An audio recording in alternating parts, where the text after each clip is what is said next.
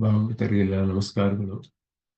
ಶ್ರೀನಿವಾಸೇತಿ ಶ್ರೇಷ್ಠತೆಯ ಪಾತ್ರಂ ಗುಣಾನ್ವಿತಃ ಕೌಶಿಕೋऽನಂತರಂಗಾರ್ಯಶ್ಚಿರಂ ವಿಜೇತಾಂ ಭುವಿ ನ್ಯಸ್ತಾತ್ಮೀಯಪರಂ ವರಪ್ರದಗುರೌ ವೈರಾಗ್ಯಭಾಗ್ಯೋ ರಥೋ ವೇದಾಂತಾಮೃತಸಾರವಂತಮನಘಾತ್ ಶ್ರೀನಿವಾಸಾದ್ಗುರೋः ಶ್ರೀಶೈಲಾನ್ವಯಕೌಸ್ತುಭಸ್ಸಿತನಯಂ ಶ್ರೇಯೋನಿಧे ಶ್ರೀನಿಧೇः ವಂದೇ ಸಾಧುಕಟಾಕ್ಷकेळिनिलयं श्रीकृष्णसद्देशिकं श्रीवासरङ्गपरकालमुनित्रयाप्तलक्ष्मात्मरक्षणेति त्वयिगागमान्तम् आचार्यभक्तिपरिपूतमनर्घशीलं गोपालदेशिकमुनिं कुरुमाश्रयामः। नारायणाख्यतिराजपदाब्जभृङ्गश्रीवासयोगिगुरुणार्पितवारमीशे भक्त्यादिपूर्णवरदारिकृपात्तचिह्नं श्रीनिवासमुनिवर्यमहं प्रपद्ये। श्रीनारायणयोगीन्द्रवरदारिकृपाश्रयं रङ्गेशपादविनतं श्रीनिवासमुनिं भजे। श्रीमान् वेङ्कटनाथार्य कवितार्किककेसरी वेदान्ताचार्यवत्यो मे सन्निधत्तां सदा हृदि यो नित्यमच्युतपदां व्यामोहतस्तरितराणि तनाय मेने अस्मद्गुरोर्भगवतोऽस्य देकसिन्धो रामानुजस्य चरणौ शरणं प्रपद्ये। विगाहे अमुनं तीर्थं साधुवृन्दावने स्थितं निरस्तजिह्मगस्पर्शे यत्र कृष्णकृतादरः नाथेन मुनिनाथेन भवेयं नाथवानहं यस्य नैकमिकं तत्त्वं हस्तामलगताङ्गतं यस्य सारस्वतस्रोतोऽकुलामोदवासितं श्रुतीनां श्रमायालं शठारिं तमुपास्महे। वन्दे वैकुण्ठसेनान्यं देवं सूत्रवती सखं यद्वेत्र शिखरस्पन्दे विश्वमेतद्व्यवस्थितं सह धर्मचरीं शौरेः सम्मन्त्रितजगद्धितामनुग्रहमयीं वन्दे नित्यमज्ञातनिग्रहां कमप्याद्यं गुरुं वन्दे कमलागृहमेधिनं प्रवक्ता छन्दसां वक्ता पञ्चरात्रस्य स्वयं वसुदेवसुतं देवं कंसचाणूरमर्दनं देवकी परमानन्दं कृष्णं वन्दे जगद्गुरुं पार्थाय प्रतिबोधितां भगवता नारायणेन स्वयं व्यासेन ग्रथितां पुराणमुनिना मध्ये महाभारतम् अद्वैतामृतवर्षिणीं भगवतीमष्टादशाध्यायिनीम् अम्ब त्वामनुसन्दधामि भगवद्गीते भवद्वेषिणीं यत्पदाम्भोरुहध्यानविध्वस्ता शेषकल्मषः वस्तुतामुपयातोऽहं यामुनेयं नमामि तम् यदि परिपृढो यद्गीतानामदर्शेदञ्जसा निगमपरिषन्नेदीयां संनिरामयमाशयं जननपदवी यातायातप्रमापहरां धियं जनेतु समे देव श्रीमान् धनञ्जयसारथिः सन्तः सारल्यश्चित्ततमः प्रमिथिनीमिमां भजन्तु भगवद्गीता भाष्यतात्पर्यचन्द्रिकाम्। रामानुजाय नमः। निगमान्तमहादेशिकाय नमः।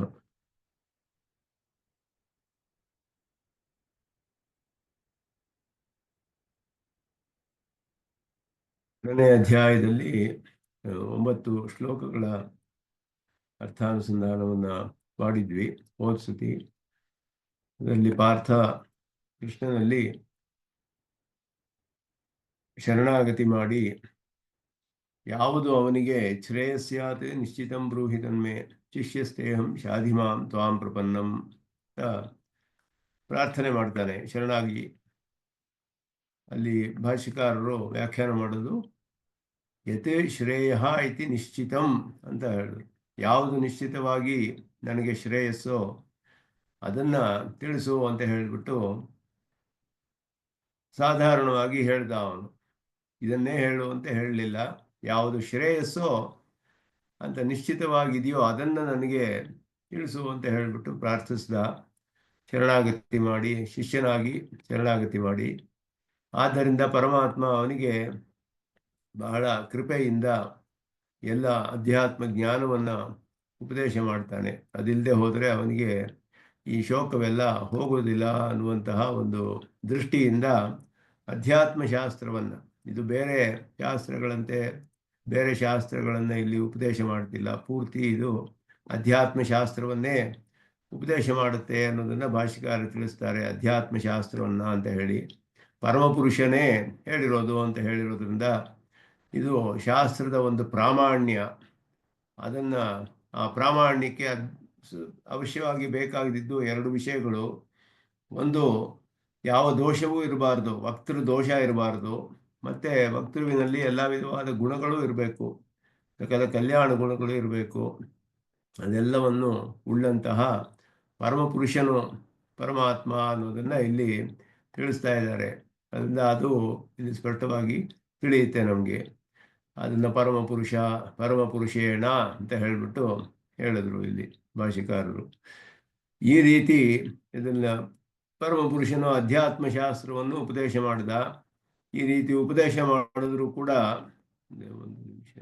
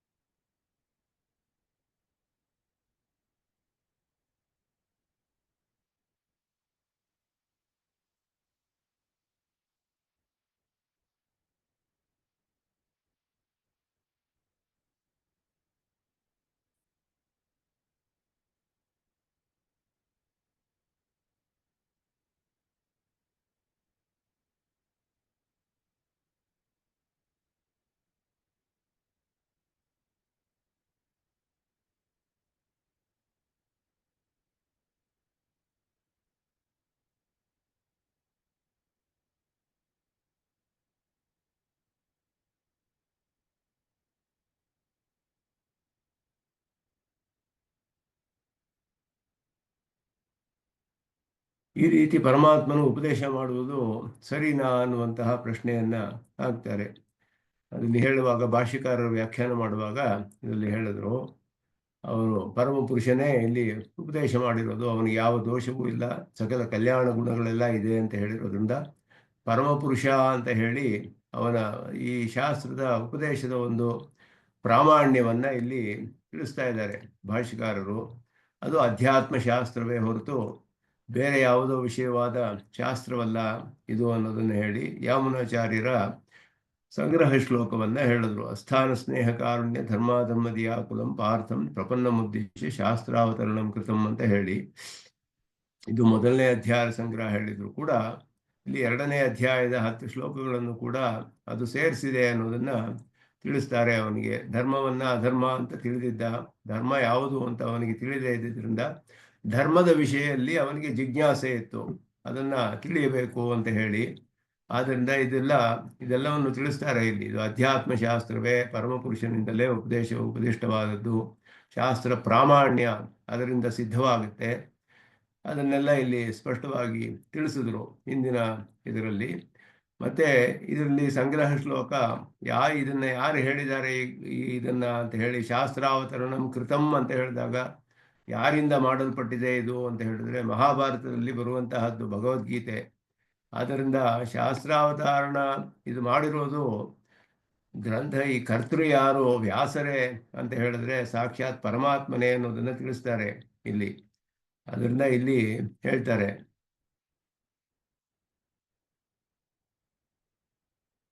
ಈ ವ್ಯಾಸರು ಹೇಳುವಾಗ ತಮ್ ತಥಾ ಕೃಪಯಾವಿಷ್ಟಂ ಅಂತ ಆರಂಭಿಸಿದ್ರು ಎರಡನೆಯ ಅಧ್ಯಾಯದಲ್ಲಿ.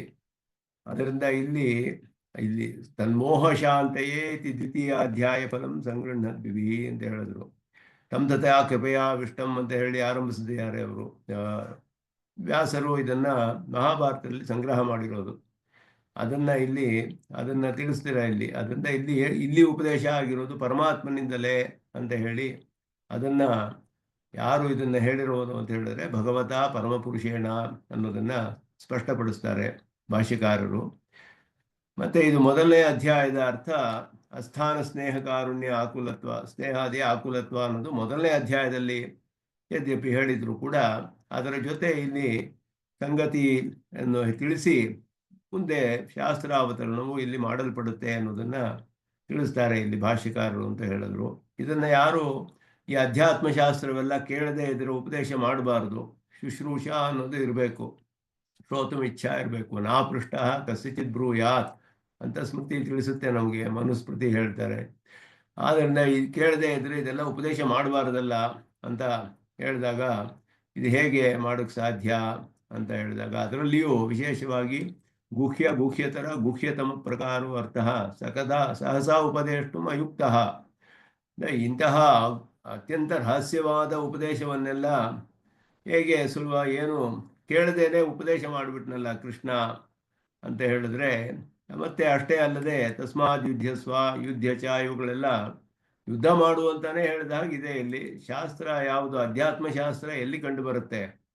ನಾಸ್ಯ ಶಾಸ್ತ್ರಸ್ಯ ಅಧ್ಯಾಯ ಪರತ್ವಂ ಅಧ್ಯಾತ್ಮ ಪರತ್ವಂ ಅಂತ ಒಂದು ಆಕ್ಷೇಪ ಹಾಕೊಂಡ್ರು. ಅದಕ್ಕೆ ಸಮಾಧಾನ ಹೇಳ್ತಾರೆ ಸ್ವಾಮಿ ದೇಶಿಕನಲ್ಲಿ.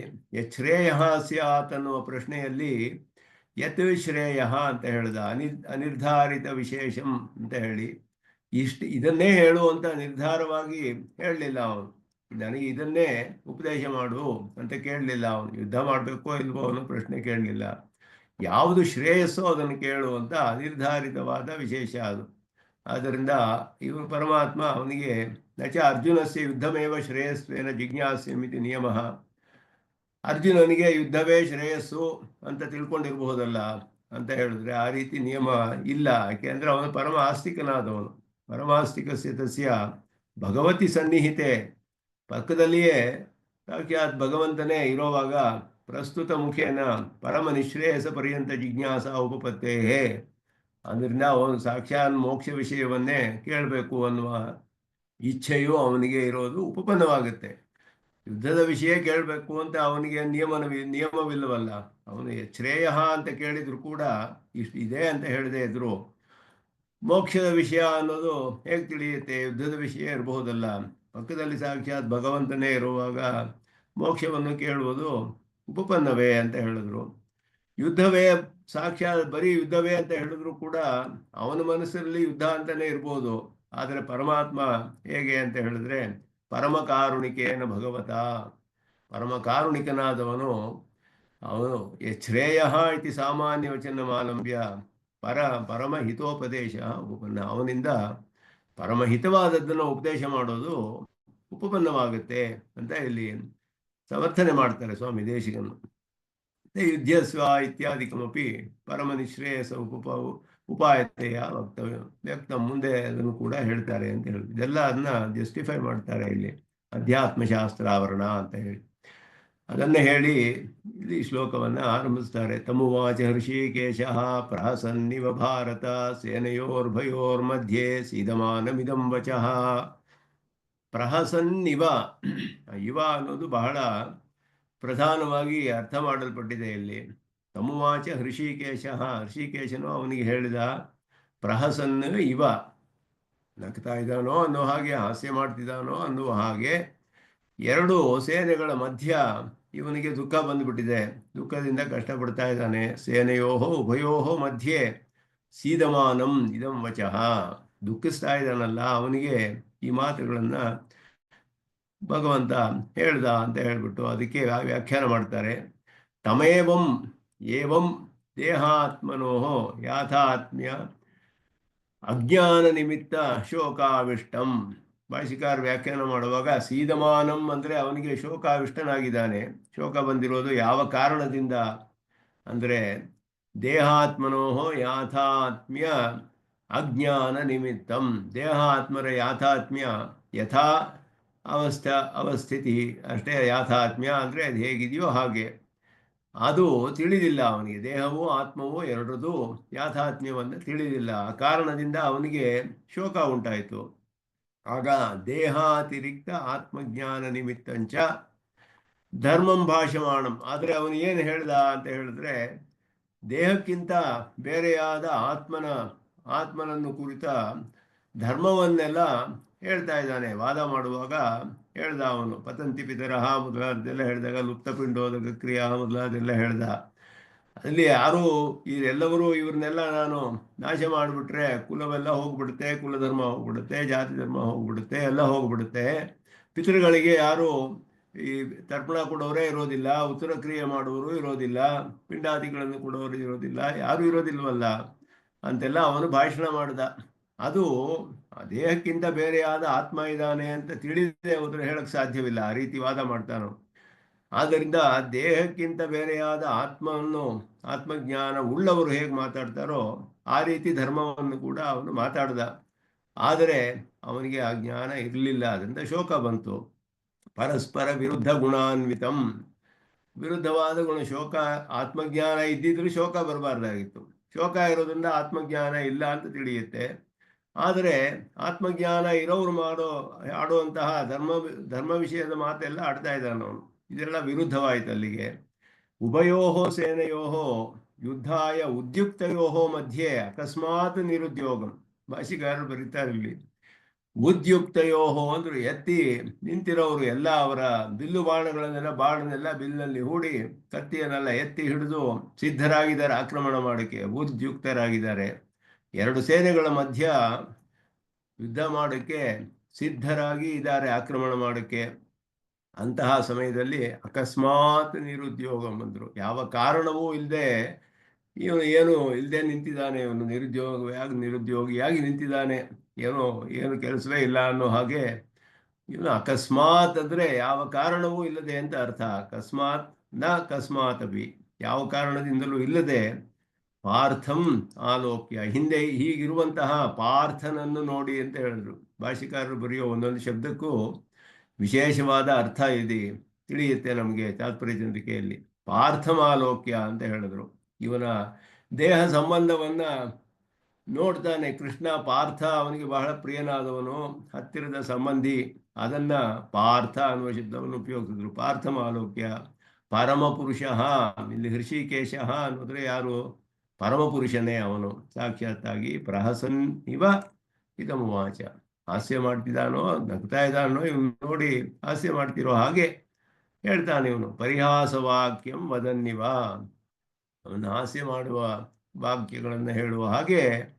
ಆತ್ಮ ಪರಮಾತ್ಮಯಾಥಾತ್ಮ್ಯ ತತ್ ಪ್ರಾಪ್ತಿ ಉಪಾಯಭೂತ ಕರ್ಮಯೋಗ ಜ್ಞಾನಯೋಗ ಭಕ್ತಿಯೋಗ ಗೋಚರಂ ನತ್ವೇವಾಹಂ ಜಾತು ನಾಸಮಿತ್ಯಾರಭ್ಯ ಅಹಂ ತ್ವಾ ಸರ್ವಪಾಪೇಭ್ಯೋ ಮೋಕ್ಷಯಿಷ್ಯಾಮಿ ಮಾ ಶುಚಃ ಇತ್ಯೇತದಂತಂ ವಚನಂ ಉವಾಚ ಇತ್ಯರ್ಥಃ. ಏನು ಹೇಳ್ದ ಅವನು? ಪ್ರಹಸನ್ನಿವ, ನಗ್ತಾ ಅವನು ಹಾಸ್ಯ ಮಾಡ್ತಿದ್ದಾನೋ ಅನ್ನೋ ಹಾಗೆ ಮಾತು ಹೇಳ್ದ.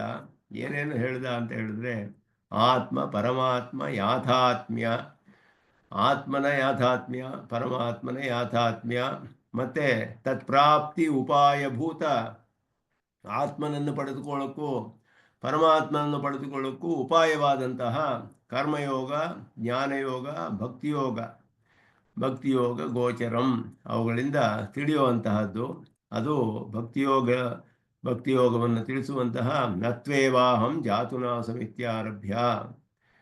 ನತ್ವೇವಾಹಂ ಜಾತುನಾಸಂ, ಮುಂದಿನ ಶ್ಲೋಕ 12ನೇ ಶ್ಲೋಕ. ಅದು 11ನೇ ಶ್ಲೋಕವು ಕೂಡ ಅಶೋಚ್ಯ ಅನ್ವಶೋಚಸ್ತಂ ಅಂತ ಬರುತ್ತೆ. 12ನೇ ಶ್ಲೋಕ ಅದರಿಂದ ಆರಂಭಿಸಿ ಅಂತ ಹೇಳ್ತಿದ್ದಾರೆ ಭಾಷ್ಯಕಾರರಲ್ಲಿ. ನತ್ವೇವಾಹಂ ಜಾತುನಾಸಂ ನತ್ವಂ ನೇಮೇ ಜನಾಧಿಪಾಹ ಅಹಂ ತ್ವಾ ಸರ್ವಪಾಪೇಭ್ಯೋ ಮೋಕ್ಷಯಿಷ್ಯಾಮಿ ಅನ್ನೋದು ಚರ್ಮಶ್ಲೋಕ ಕಡೆಯಲ್ಲಿ 18ನೇ ಅಧ್ಯಾಯದಲ್ಲಿ. ಮಾ ಶುಚಃ ಇತ್ಯೇತದಂತಂ ವಚನಂ ಉವಾಚ ಇತ್ಯರ್ಥಃ.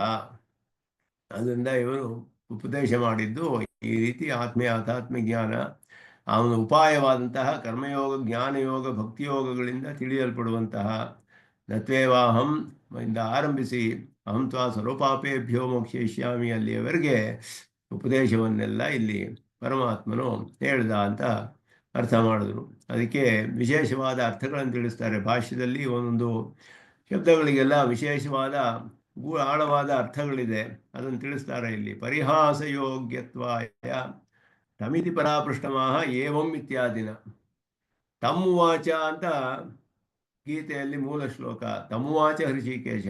ತಮ್ ಅಂದ್ರೆ ಏನು ಹೇಳ್ತಾರೆ. ಏವಂ ದೇಹಾತ್ಮನೋಹ, ಈ ರೀತಿ ಅಂದ್ರೆ ಇದು ಪರಿಹಾಸಕ್ಕೆ ಯೋಗ್ಯ ಅಂತ ಹೇಳಿ ಅದನ್ನು ತಿಳಿಸುತ್ತೆ, ನಮಗೆ ಸೂಚಿಸುತ್ತೆ ಅಂತ ಹೇಳಿದ್ರು. ಉಭಯೋಹೋ ಇತ್ಯನೇನ ಸೂಚಿತ ಮುಕ್ತಂ ಯುದ್ಧಾಯ ಉದ್ಯುಕ್ತಯೋಹೋ ಉಭಯೋಹೋ ಸೇನೆಯೋರುಭಯೋಹೋ ಮಧ್ಯೆ.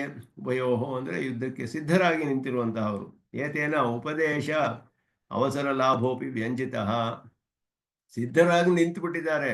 ಆವಾಗ ಇವನು ನಿರುದ್ಯೋಗಿಯಾಗಿದ್ದರೆ ತಕ್ಷಣ ಉಪದೇಶ ಮಾಡಲೇಬೇಕು. ಆವಾಗ ಇವನಿಗೆ ಇನ್ನೂ ಸಿದ್ಧವಾಗಿಲ್ಲ ಅಂತ ಹೇಳಿದ್ರೆ ಬೇಕಾದಷ್ಟು ಸಮಯ ಇರುತ್ತೆ ಉಪದೇಶ ಮಾಡೋಕ್ಕೆ. ಆದರೆ ಯುದ್ಧ ಮಾಡೋಕ್ಕೆ ಸಿದ್ಧರಾಗಿ ನಿಂತು ಬಿಟ್ಟಿದ್ದಾರೆ. ಆದ್ದರಿಂದ ಇವನು ತಕ್ಷಣ ಉಪದೇಶ ಮಾಡಲೇಬೇಕು. ಅವನಿಗೆ ಸರಿಯಾದ ಅವಸರ ಸಿಕ್ಕಿಬಿಡ್ತು, ಒಂದು ಚಾನ್ಸು ಅಂತ ಹೇಳಿ, ಆಪರ್ಚುನಿಟಿ ಇದೆ, ಆಪರ್ಚುನಿಟಿ ಅಂತ ಉಪದೇಶ ಮಾಡ್ತೀಯಾನೆ. ಸೀದಮಾನಂ ಇತ್ಯನೇನ ನಿರುದ್ಯೋಗತ್ವಂ ಫಲಿತಂ. ಸೀದಮಾನಂ ಇದಂ ವಚಃ ಅಂತ ಹೇಳಿದಾಗ ದುಃಖ ಪಡ್ತಿದ್ದಾನೆ ಅಂತ ಹೇಳಿದ್ರೆ ನಿರುದ್ಯೋಗಿಯಾಗಿ ಇದ್ದಾನೆ ಅಂತ ಅರ್ಥ. ಏನು ಮಾಡದೆ ಇದ್ದಾನೆ, ದುಃಖ ಪಟ್ಕೊಂಡು ಅಂತ ಅರ್ಥ. ಯುದ್ಧ ನಿವೃತ್ತಿ ಅನರ್ಹ ಅವಸ್ಥಾ ಜ್ಞಾಪಕೇನ ಮಧ್ಯೆ ಇತ್ಯನೇನ ಅಭಿಪ್ರೇತಮಃ ಅಕಸ್ಮಾತ್ ಇತಿ.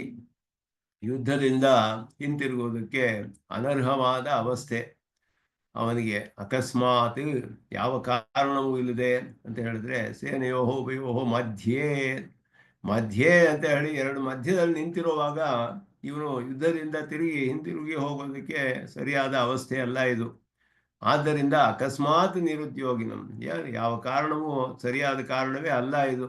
ಆದ್ದರಿಂದ ಅಂತಹ ಸಮಯದಲ್ಲಿ ನಿರುದ್ಯೋಗಿಯಾಗಿ ಇದ್ದಾನೆ. ಅಧರ್ಮಾದಿ ಪರಾಜಯಾದಿರ್ವ ಯುದ್ಧ ನಿವೃತ್ತೇ ಸಮ್ಯಕ್ ಹೇತು ಅತ್ರ ನಾಸ್ತಿ. ಯುದ್ಧದಿಂದ ಹಿಂತಿರುಗೋಕೆ ಕೆಲವು ಸರಿಯಾದ ಕಾರಣಗಳು ಇರುತ್ತೆ, ಸರಿಯಾದ ಕಾರಣಗಳಿದೆ. ಯಾವುದು ಅಂದರೆ, ಇದು ಅಧರ್ಮವಾಗಿದ್ದರೆ ನಿವೃತ್ತಿಯಾಗಬೇಕು. ಕೌರವರೆಲ್ಲ ನಿವೃತ್ತರಾಗಬೇಕಾಯ್ತು, ಭೀಷ್ಮ ದ್ರೋಣಾದಿಗಳು. ಯಾಕೆಂದರೆ ಅಧರ್ಮದ ಕಡೆ ನಿಂತಿದ್ದಾರೆ ಅವರು.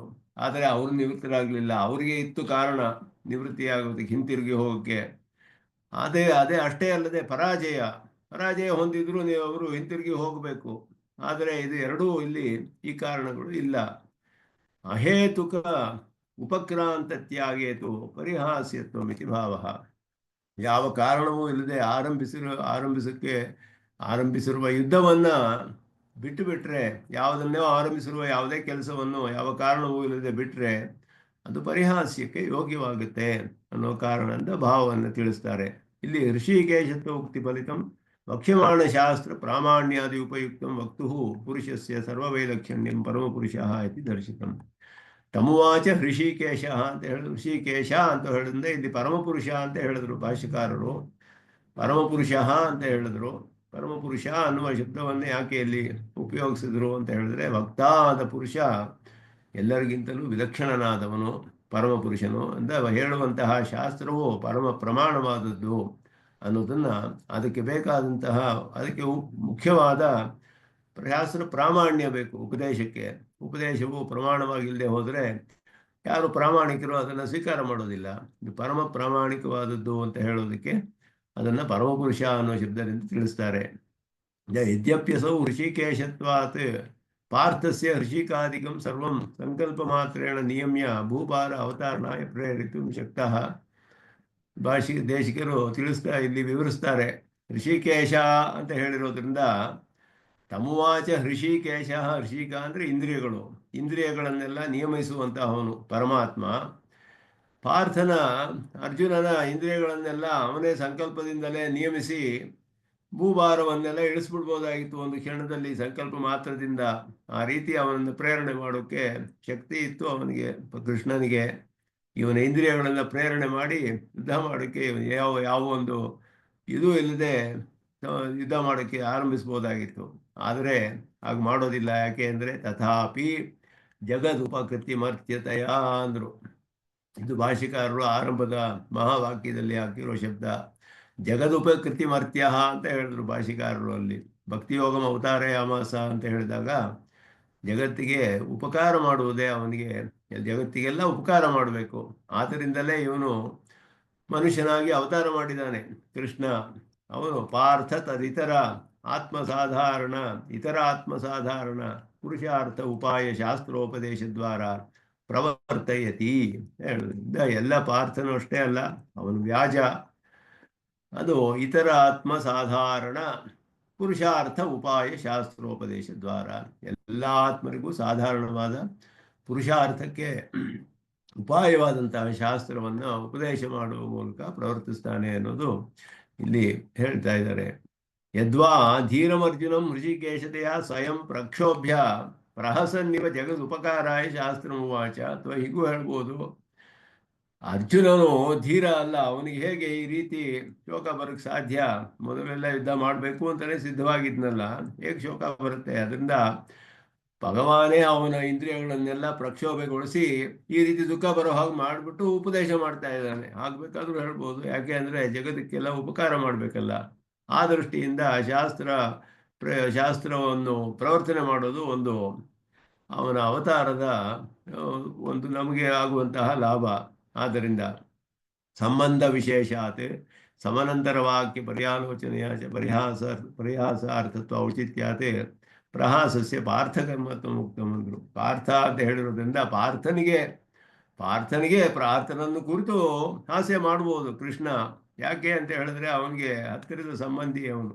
ಆದ್ದರಿಂದ ಪಾರ್ಥನನ್ನು ಕುರಿತು ಹೇಳ್ಬೋದು. ಅವನ ತಂದೆಯ ತಂಗಿಯ ಮಗ ಪಾರ್ಥ, ಆದ್ದರಿಂದ ಮಾಡ್ಬೋದಲ್ಲ, ಅದರಲ್ಲೇನು. ಅದರಿಂದ ಪಾರ್ಥನನ್ನು ಕುರಿತು ಅವನು ಪರಿಹಾಸ ಮಾಡೋದು ಕೂಡ ಉಚಿತವಾಗಿಯೇ ಇರೋದ್ರಿಂದ ಪಾರ್ಥ ಶಬ್ದವನ್ನು ಹಾಕಿದ್ದಾರೆ ಭಾಷ್ಯಕಾರರು ಅಂತ ಹೇಳ್ತಾರೆ.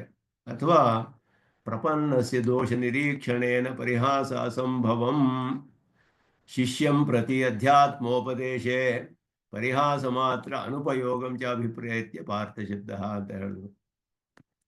ಹೇಳುವಾಗ ಹೇಳ್ತಾರೆ ಸ್ವಾಮಿ ದೇಶಿಕನು, ಪಾರ್ಥ ಅನ್ನುವ ಶಬ್ದವನ್ನು ಉಪಯೋಗಿಸಿರುವ ಒಂದು ವಿಶೇಷ ಅದರಲ್ಲಿ ಯಾವ ಕಾರಣದಿಂದ ಪಾರ್ಥ ಅನ್ನುವ ಶಬ್ದ ಇದೆ, ಅದರಲ್ಲಿ ಏನು ವಿಶೇಷವಿದೆ ಹೇಳಿದ್ರೆ, ಒಬ್ಬ ಪ್ರಪನ್ನನಾದವನು ಪಾರ್ಥಂ ಪ್ರಪನ್ನಂ ಉದ್ದೇಶ್ಯ ಶಾಸ್ತ್ರಾವತರಣಂ ಕೃತಂ ಅಂತ ಆಳವಂದಾರು ಹೇಳಿದ್ರು ಗೀತಾರ್ಥ ಸಂಗ್ರಹದಲ್ಲಿ. ಪ್ರಪನ್ನನಲ್ಲಿ ದೋಷವನ್ನ ನೋಡಿ ಹಾಸ್ಯ ಮಾಡೋಕ್ಕಾಗೋದಿಲ್ಲ. ಪ್ರಪನ್ನನಲ್ಲಿ ದೋಷ ಇದ್ರೂ ಸರಿ, ದೋಷೋ ಇದ್ಯಪಿ ತಸ್ಯ ಸ್ಯಾತ್ ಮಿತ್ರಭಾವೇನ ಸಂಪ್ರಾಪ್ತಂ ನ ತ್ಯಜೇಯಂ ಕಥಂಚನ. ಭೀಷಣನಲ್ಲಿ ಶರಣಾಗತಿ ಮಾಡುವಾಗ ಹೇಳುವಾಗ ದೋಷವೇ ಇರಬಹುದು, ಗುಣವೇ ಇರಬಹುದು, ಪ್ರಪನ್ನ ಆಗ್ಬಿಟ್ರೆ ಶರಣಾಗತಿ ಮಾಡಿದವನ್ನ ಎಂದೂ ಕೈ ಬಿಡೋದಿಲ್ಲ ನಾನು ಅಂತ ಪರಮಾತ್ಮ ಹೇಳ್ದ. ಹಾಗೆ ಅವನು ಪ್ರಪನ್ನನಾದವನಲ್ಲಿ ದೋಷ ಇದ್ರೂ ಕೂಡ ಅವನಲ್ಲಿ ಹಾಸ್ಯ ಮಾಡೋದಿಲ್ಲ ಪರಮಾತ್ಮ. ಮತ್ತೆ ಶಿಷ್ಯನನ್ನು ಕುರಿತು ಅಧ್ಯಾತ್ಮ ಉಪದೇಶ ಮಾಡುವಾಗ ಬರೀ ಹಾಸ್ಯ ಮಾಡೋದು ಉಪಯುಕ್ತವಲ್ಲ. ಶಿಷ್ಯನಿಗೆ ಅಧ್ಯಾತ್ಮಶಾಸ್ತ್ರ ಉಪದೇಶ ಮಾಡುವಾಗ ಹಾಸ್ಯ ಮಾಡೋದೇನು, ಅದರಿಂದ ಏನು ಉಪಯೋಗವಿಲ್ಲ. ಆದ್ದರಿಂದ ಇಲ್ಲಿ ಪಾರ್ಥ ಅನ್ನೋ ಶಬ್ದ ಹೇಳಿದ್ರು. ಅವನ ಸಂಬಂಧವನ್ನು, ವಿಶೇಷವಾದ ಸಂಬಂಧ ಸೂಚಿಸುತ್ತೆ. ಅವನ ಮೇಲೆ ಇರುವ ಒಂದು ಪ್ರೀತಿ ಮೊದಲಾದದ್ದೆಲ್ಲ ತಿಳಿಸುತ್ತೆ. ಆದ್ದರಿಂದ ಪ್ರಹಸನ್ನಿವ ಇತ್ಯನೇನ ಫಲಿತಂ. ಇದರಿಂದ ಪ್ರಹಸನ್ನಿವ ಅನ್ನಕ್ಕೆ ಏನೇನು ಅರ್ಥಗಳು ನಮಗೆ? ಸರಸತ್ವಂ ಅಂತ ಹೇಳಿದ್ರು, ಸುಗ್ರಹತ್ವಂ ಬಹಳ ಸುಲಭವಾಗಿ ನಮಗೆ ಗ್ರಹಿಸಲು ಸಾಧ್ಯವಾಗುವಂಥದ್ದು ಪ್ರಹಸನ್ನಿವ ಭಾರತ. ಅದನ್ನು ತುಂಬ ಚೆನ್ನಾಗಿ ಹೇಳ್ತಾರೆ ಸ್ವಾಮಿ ದೇಶಿಕನ್. ನಿಖಿಲ ನಿಗಮಾಂತ ಗಹ್ವರ ನಿಲೀನಸ್ಯ ಮಹತಃ ಅರ್ಥಜಾಸತ್ಯ ಅನಾಯಾಸ ಭಾಷಣ. ಇದು ಬಹಳ ದೊಡ್ಡ ವಿಷಯ ಹೇಳಬೇಕಾದ್ರೆ ಯಾರಾದರೂ ಬಹಳ ಗಂಭೀರವಾಗಿ ಸೀರಿಯಸ್ ಆಗಿ ಹೇಳ್ತಾರಲ್ಲ, ಹಾಗೆ ಹೇಳಲಿಲ್ವಂತೆ. ಮಹತ್ತಾದ ಅರ್ಥಗಳು ಇಲ್ಲಿ ಹೇಳ್ತಾ ಇರೋದು ಇವನು. ಮಹತಃ ಅರ್ಥಜಾತ ಎಲ್ಲಿ ಅಂತ ಹೇಳಿದ್ರೆ ಅದು ನಿಖಿಲ ನಿಗಮಾಂತ ಗಹ್ವರ ನಿಲೀನಸ್ಯ. ನಿಲೀನ ಅಂದರೆ ಪೂರ್ಣವಾಗಿ ಅದರೊಳಗಡೆ ಮುಳುಗಿರೋ ಅಂಥದ್ದು ಬಹಳ ಗೂಢವಾದ ಅರ್ಥಗಳು. ಗಹ್ವರ ಅಂದರೆ ಒಂದು ಆಳವಾದದ್ದು, ಅದರೊಳಗಡೆ ಗೂಢವಾಗಿರೋದು. ಸಕಲ ಉಪನಿಷತ್ತುಗಳ ಅರ್ಥಗಳನ್ನೆಲ್ಲ, ಮಹತ್ತಾದ ಅರ್ಥಗಳನ್ನೆಲ್ಲ ಅನಾಯಾಸವಾಗಿ ಹೇಳ್ತಿರೋದು ಪ್ರಹಸನ್ನಿವ. ಬಹಳ ನಕ್ಕೊಂಡು ಒಂದು ಮುಗುಳ್ನಗೆಯೊಡನೆ ಅನಾಯಾಸವಾಗಿ ಕೃಷ್ಣನೆಲ್ಲ ಉಪದೇಶ ಮಾಡ್ತಾ ಇದ್ದಾನೆ ಅನ್ನೋದು. ಮತ್ತೆ ಇದನ್ನು ಹೇಳ್ತಾ ಇರೋದನ್ನು ಕೇಳಿದವ್ರಿಗೆ ಬಹಳ ಸುಲಭವಾಗಿ ಅರ್ಥ ಮಾಡ್ಕೊಳ್ಳೋಕ್ಕೆ ಸಾಧ್ಯವಾಗುವ ಹಾಗೆ ಸುಗ್ರಹತ್ವ ಅಂತ ಹೇಳಿದ್ರು. ಇದೆಲ್ಲವೂ ಕೂಡ ಪ್ರಹಸನ್ನಿವ ಅನ್ನೋದಕ್ಕೆ ವಿಶೇಷವಾದ ಅರ್ಥಗಳನ್ನು ತಿಳಿಸ್ತಾರೆ ಇಲ್ಲಿ. ಇದಂ ಶಬ್ದಸ್ಯ ವಕ್ಷ್ಯಮಾಣ ಸಮಸ್ತ ಭಗವದ್ವಾಕ್ಯ ವಿಷಯತ್ವಂ. ಇದಂ ವಾಕ್ಯಂ ವಾಚ ಅಂತ ಹೇಳಿದ್ರೆ ತಮ್ಮ ವಾಚ ಇದಂ ವಾಕ್ಯಂ ಅಂತ ಹೇಳಿದಾಗ ಇದಂ ಅನ್ನೋದು ಪರಿಪೂರ್ಣವಾದ ಗೀತೆಯಲ್ಲಿ ಹೇಳಿರುವ ಸಕಲ ಶಾಸ್ತ್ರಾರ್ಥಗಳು ಎಲ್ಲವೂ ಕೂಡ ಪರಮಾತ್ಮನ ಹೇಳಿರುವ ಎಲ್ಲ ವಿಷಯವೂ ಅದಕ್ಕೆ ವಿಷಯವಾಗುತ್ತೆ. ಇಂಗಿತೇನಾಪಿ ವಿವಕ್ಷಿತ ಸೂಚನಂ ಪರಿಹಾಸ ಇತ್ಯೇದಾನಿ. ಇದು ಹೇಳೋದು ಇಂಗಿತರಿಂದಲೇ ಅವನು ಮುಗುಳ್ನಗೆಯೇ ಸೂಚಿಸುತ್ತೆ ಇವನಿಗೆ ಏನು ಹೇಳ್ತಾ ಇದ್ದಾನೆ ಅನ್ನೋ ತಿಳಿಯುತ್ತೆ ಅಂತ ಹೇಳಿಬಿಟ್ಟು. ಅಶೋಚ್ಯಾನಿತಿ ಶ್ಲೋಕಸ್ಯಾಪಿ ಉಪದೇಶಾರ್ಥ ಅವಧಾನ ಆಪಾದನಾರ್ಥ ಪರಿಹಾಸಚ್ಛಾಯತೆಯ ಶಾಸ್ತ್ರಾವತರಣ ಮಾತೃತ್ವೇನ ಸಾಕ್ಷಾತ್ ಶಾಸ್ತ್ರತ ಅಭಾವಾತ್ ನತ್ಯೇವಾಹಂ ಇತ್ಯಾರಭ್ಯ ಇತ್ಯುಕ್ತಂ. ಇದು ಭಾಷಿಕಾರರು ಹೇಗೆ ಇಲ್ಲಿ ಮುಂದಿನ ಶ್ಲೋಕ ಅಶೋಚ್ಯಾನ ಅನ್ಯಶೋಚಸ್ತಂ ಪ್ರಜ್ಞಾವಾದಾಂಶ ಭಾಷಸೆ ಅಂತ ಆರಂಭಿಸಿದ್ರು. ಈ ಶ್ಲೋಕ ಹೇಳ್ತಿರೋದು ಸಂಜಯರು ಹೇಳ್ತಾ ಇರೋ ಮಾತಿದು, ಪ್ರಹಸನ್ನಿವ ಅಂತ ಹೇಳಿ. ಇನ್ನು ಮುಂದೆ ಭಗವಾನ್ ಹೇಳುವ ಮಾತು ಬರುತ್ತೆ. ಅಶೋಚ್ಯಾನ್ ಗತಾಸೂನ ಗತಾಸೂಂಶ್ಚ ಅನ್ನೋದು ಇಲ್ಲಿಯೇ ಬಂದುಬಿಡ್ತಲ್ಲ ವಿಷಯ ಅಂತ ಹೇಳಿದ್ರೆ, ಇಲ್ಲಿಯೂ ಕೂಡ ಇನ್ನೂ ಕೂಡ ಉಪದೇಶಾರ್ಥವನ್ನು ಹೇಳಬಹುದು. ಆದರೆ ಪರಿಹಾಸ ಛಾಯೆ ಅದರಲ್ಲಿಯೂ ಇದೆ. ಅಶೋಚ್ಯಾನ ಅನ್ಯಶೋಚಸ್ತ್ವಂ, ಶೋಕ ಇಲ್ಲದೆ ಇರೋರ ಬಗ್ಗೆ ಎಲ್ಲ ಶೋಕಿಸ್ತಾ ಇದ್ದಿಲ್ಲ ನೀನು ಅಂತ ಆರಂಭಿಸಿರೋದ್ರಿಂದ ಇಲ್ಲಿ ಒಂದು ಸ್ವಲ್ಪ ಪರಿಹಾಸ ಛಾಯೆ ಇದೆ ಅಂತ ಹೇಳಿದ್ರು. ಇಲ್ಲಿಯೂ ಸ್ವಲ್ಪ ಹಾಸ್ಯ ಮಾಡ್ತಾ ಇರೋ ಹಾಗೆ ಇದೆ ಅಂತ ಹೇಳಿ ಪರಿಹಾಸ ಛಾಯೆ ಇರೋದ್ರಿಂದ ಇದು ಶಾಸ್ತ್ರ ಅವತರಣ ಅಷ್ಟೇ ಹೊರತು ಸಾಕ್ಷಾತ್ ಶಾಸ್ತ್ರ ಅಂತ ಹೇಳಕ್ಕಾಗೋದಿಲ್ಲ. ಅದರಿಂದ ಭಾಷ್ಯಕಾರರು ಮುಂದಿನ ಶ್ಲೋಕ 12ನೇ ಶ್ಲೋಕವನ್ನೇ ಹೇಳಿದ್ರು ಶಾಸ್ತ್ರ ಅವತರಣ. ನತ್ವೇವಾಹಂ ಜಾತು ನಾಸ್ಯಂ ಇತಿ ಆರಭ್ಯ ಅಂತ ಹೇಳಿ ಅದನ್ನ ಸಾಕ್ಷಾತ್ತಾಗಿ ಶಾಸ್ತ್ರ ಅನ್ನೋದನ್ನ ಭಾಷ್ಯಕಾರರು ಹೇಳ್ತಿದ್ದಾರೆ. ಅಥವಾ ಅಶೋಚ್ಯಾರಿತಿ ಶ್ಲೋಕ ಪ್ರಹಸನ್ನಿತ್ಯೇವಸ್ಯ ವಿಷಯ. ಪ್ರಹಸನ್ ಓದೋದಕ್ಕೆ ಇದು ವಿಷಯವಾಗುತ್ತೆ. ಪ್ರಹಸನ್ ವಾಚ ಅಂತ ಹೇಳುವಾಗ ಸಂಜಯರು ಹೇಳ್ತಾ ಇದ್ದಾರೆ ಪ್ರಹಸನ್ನಿವ ಭಾರತ ತಮವಾಶ ಋಷಿಕೇಶ ಪ್ರಹಸನ್ನಿವ ಭಾರತ ಅಂತ ಹೇಳಿದಾಗ ಮುಂದಿನ ಶ್ಲೋಕವನ್ನ ಅದು ವಿಷಯವಾಗಿ ಹೊಂದಿದೆ. ಸಂಜಯರು ಹೇಳ್ತಿರೋದು ಏನು ಹೇಳಿದ ಅಂದರೆ ಕೃಷ್ಣ ಹೇಳಿರೋದು ಮುಂದಿನ ವಾಕ್ಯವೇ, ಅದನ್ನ ಹೇಳ್ತಿದ್ದಾರೆ ಅಂತಲೂ ಹೇಳ್ಬೋದು. ನತ್ವೇವಾಹಂ ಇತಿ ಆದಿಕಂ ಇದಂ ಶಬ್ದಾರ್ಥ ಅಂತ ಎಲ್ಲ ಭಾಷೆ ಸ್ವಾಮಿ ದೇಶಿಕನ ವಿಶೇಷವಾದ ಅರ್ಥಗಳನ್ನು ತಿಳಿಸ್ತಾರೆ ಇಲ್ಲಿ. ಮಾಶುಚಃ ಅಂತ ಹೇಳೋದು ಭಕ್ತಿಯೋಗ ಗೋಚರಮಿತಿ ನಿರ್ದೇಶ.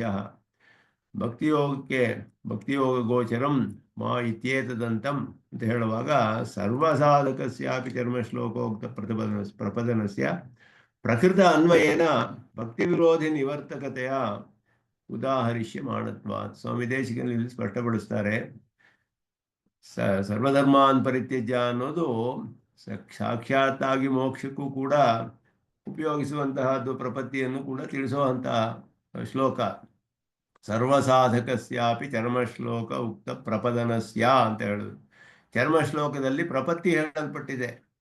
ಆ ಚರ್ಮಶ್ಲೋಕದಲ್ಲಿ ಹೇಳಲ್ಪಟ್ಟ ಪ್ರಪದನ ಅನ್ನೋದು ಪ್ರಪತ್ತಿಯು ಸರ್ವಸಾಧಕವಾದದ್ದು.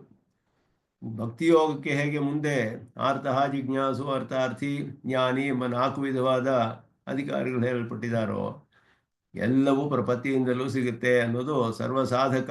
ಪ್ರಪತ್ತಿಯು ಕೂಡ ಸರ್ವಸಾಧಕ ಮೋಕ್ಷ ಪರ್ಯಂತವಾಗಿ ಆಗಿದ್ದರೂ ಕೂಡ ಇಲ್ಲಿ ಭಗವದ್ಗೀತೆಯಲ್ಲಿ ಪ್ರಕೃತ ಅನ್ವಯೇನ ಇದರಲ್ಲಿ ಭಕ್ತಿ ವಿರೋಧಿ ನಿವರ್ತಕತೆಯ ಉದಾಹರಿಷ್ಯಮಾಣತ್ವ.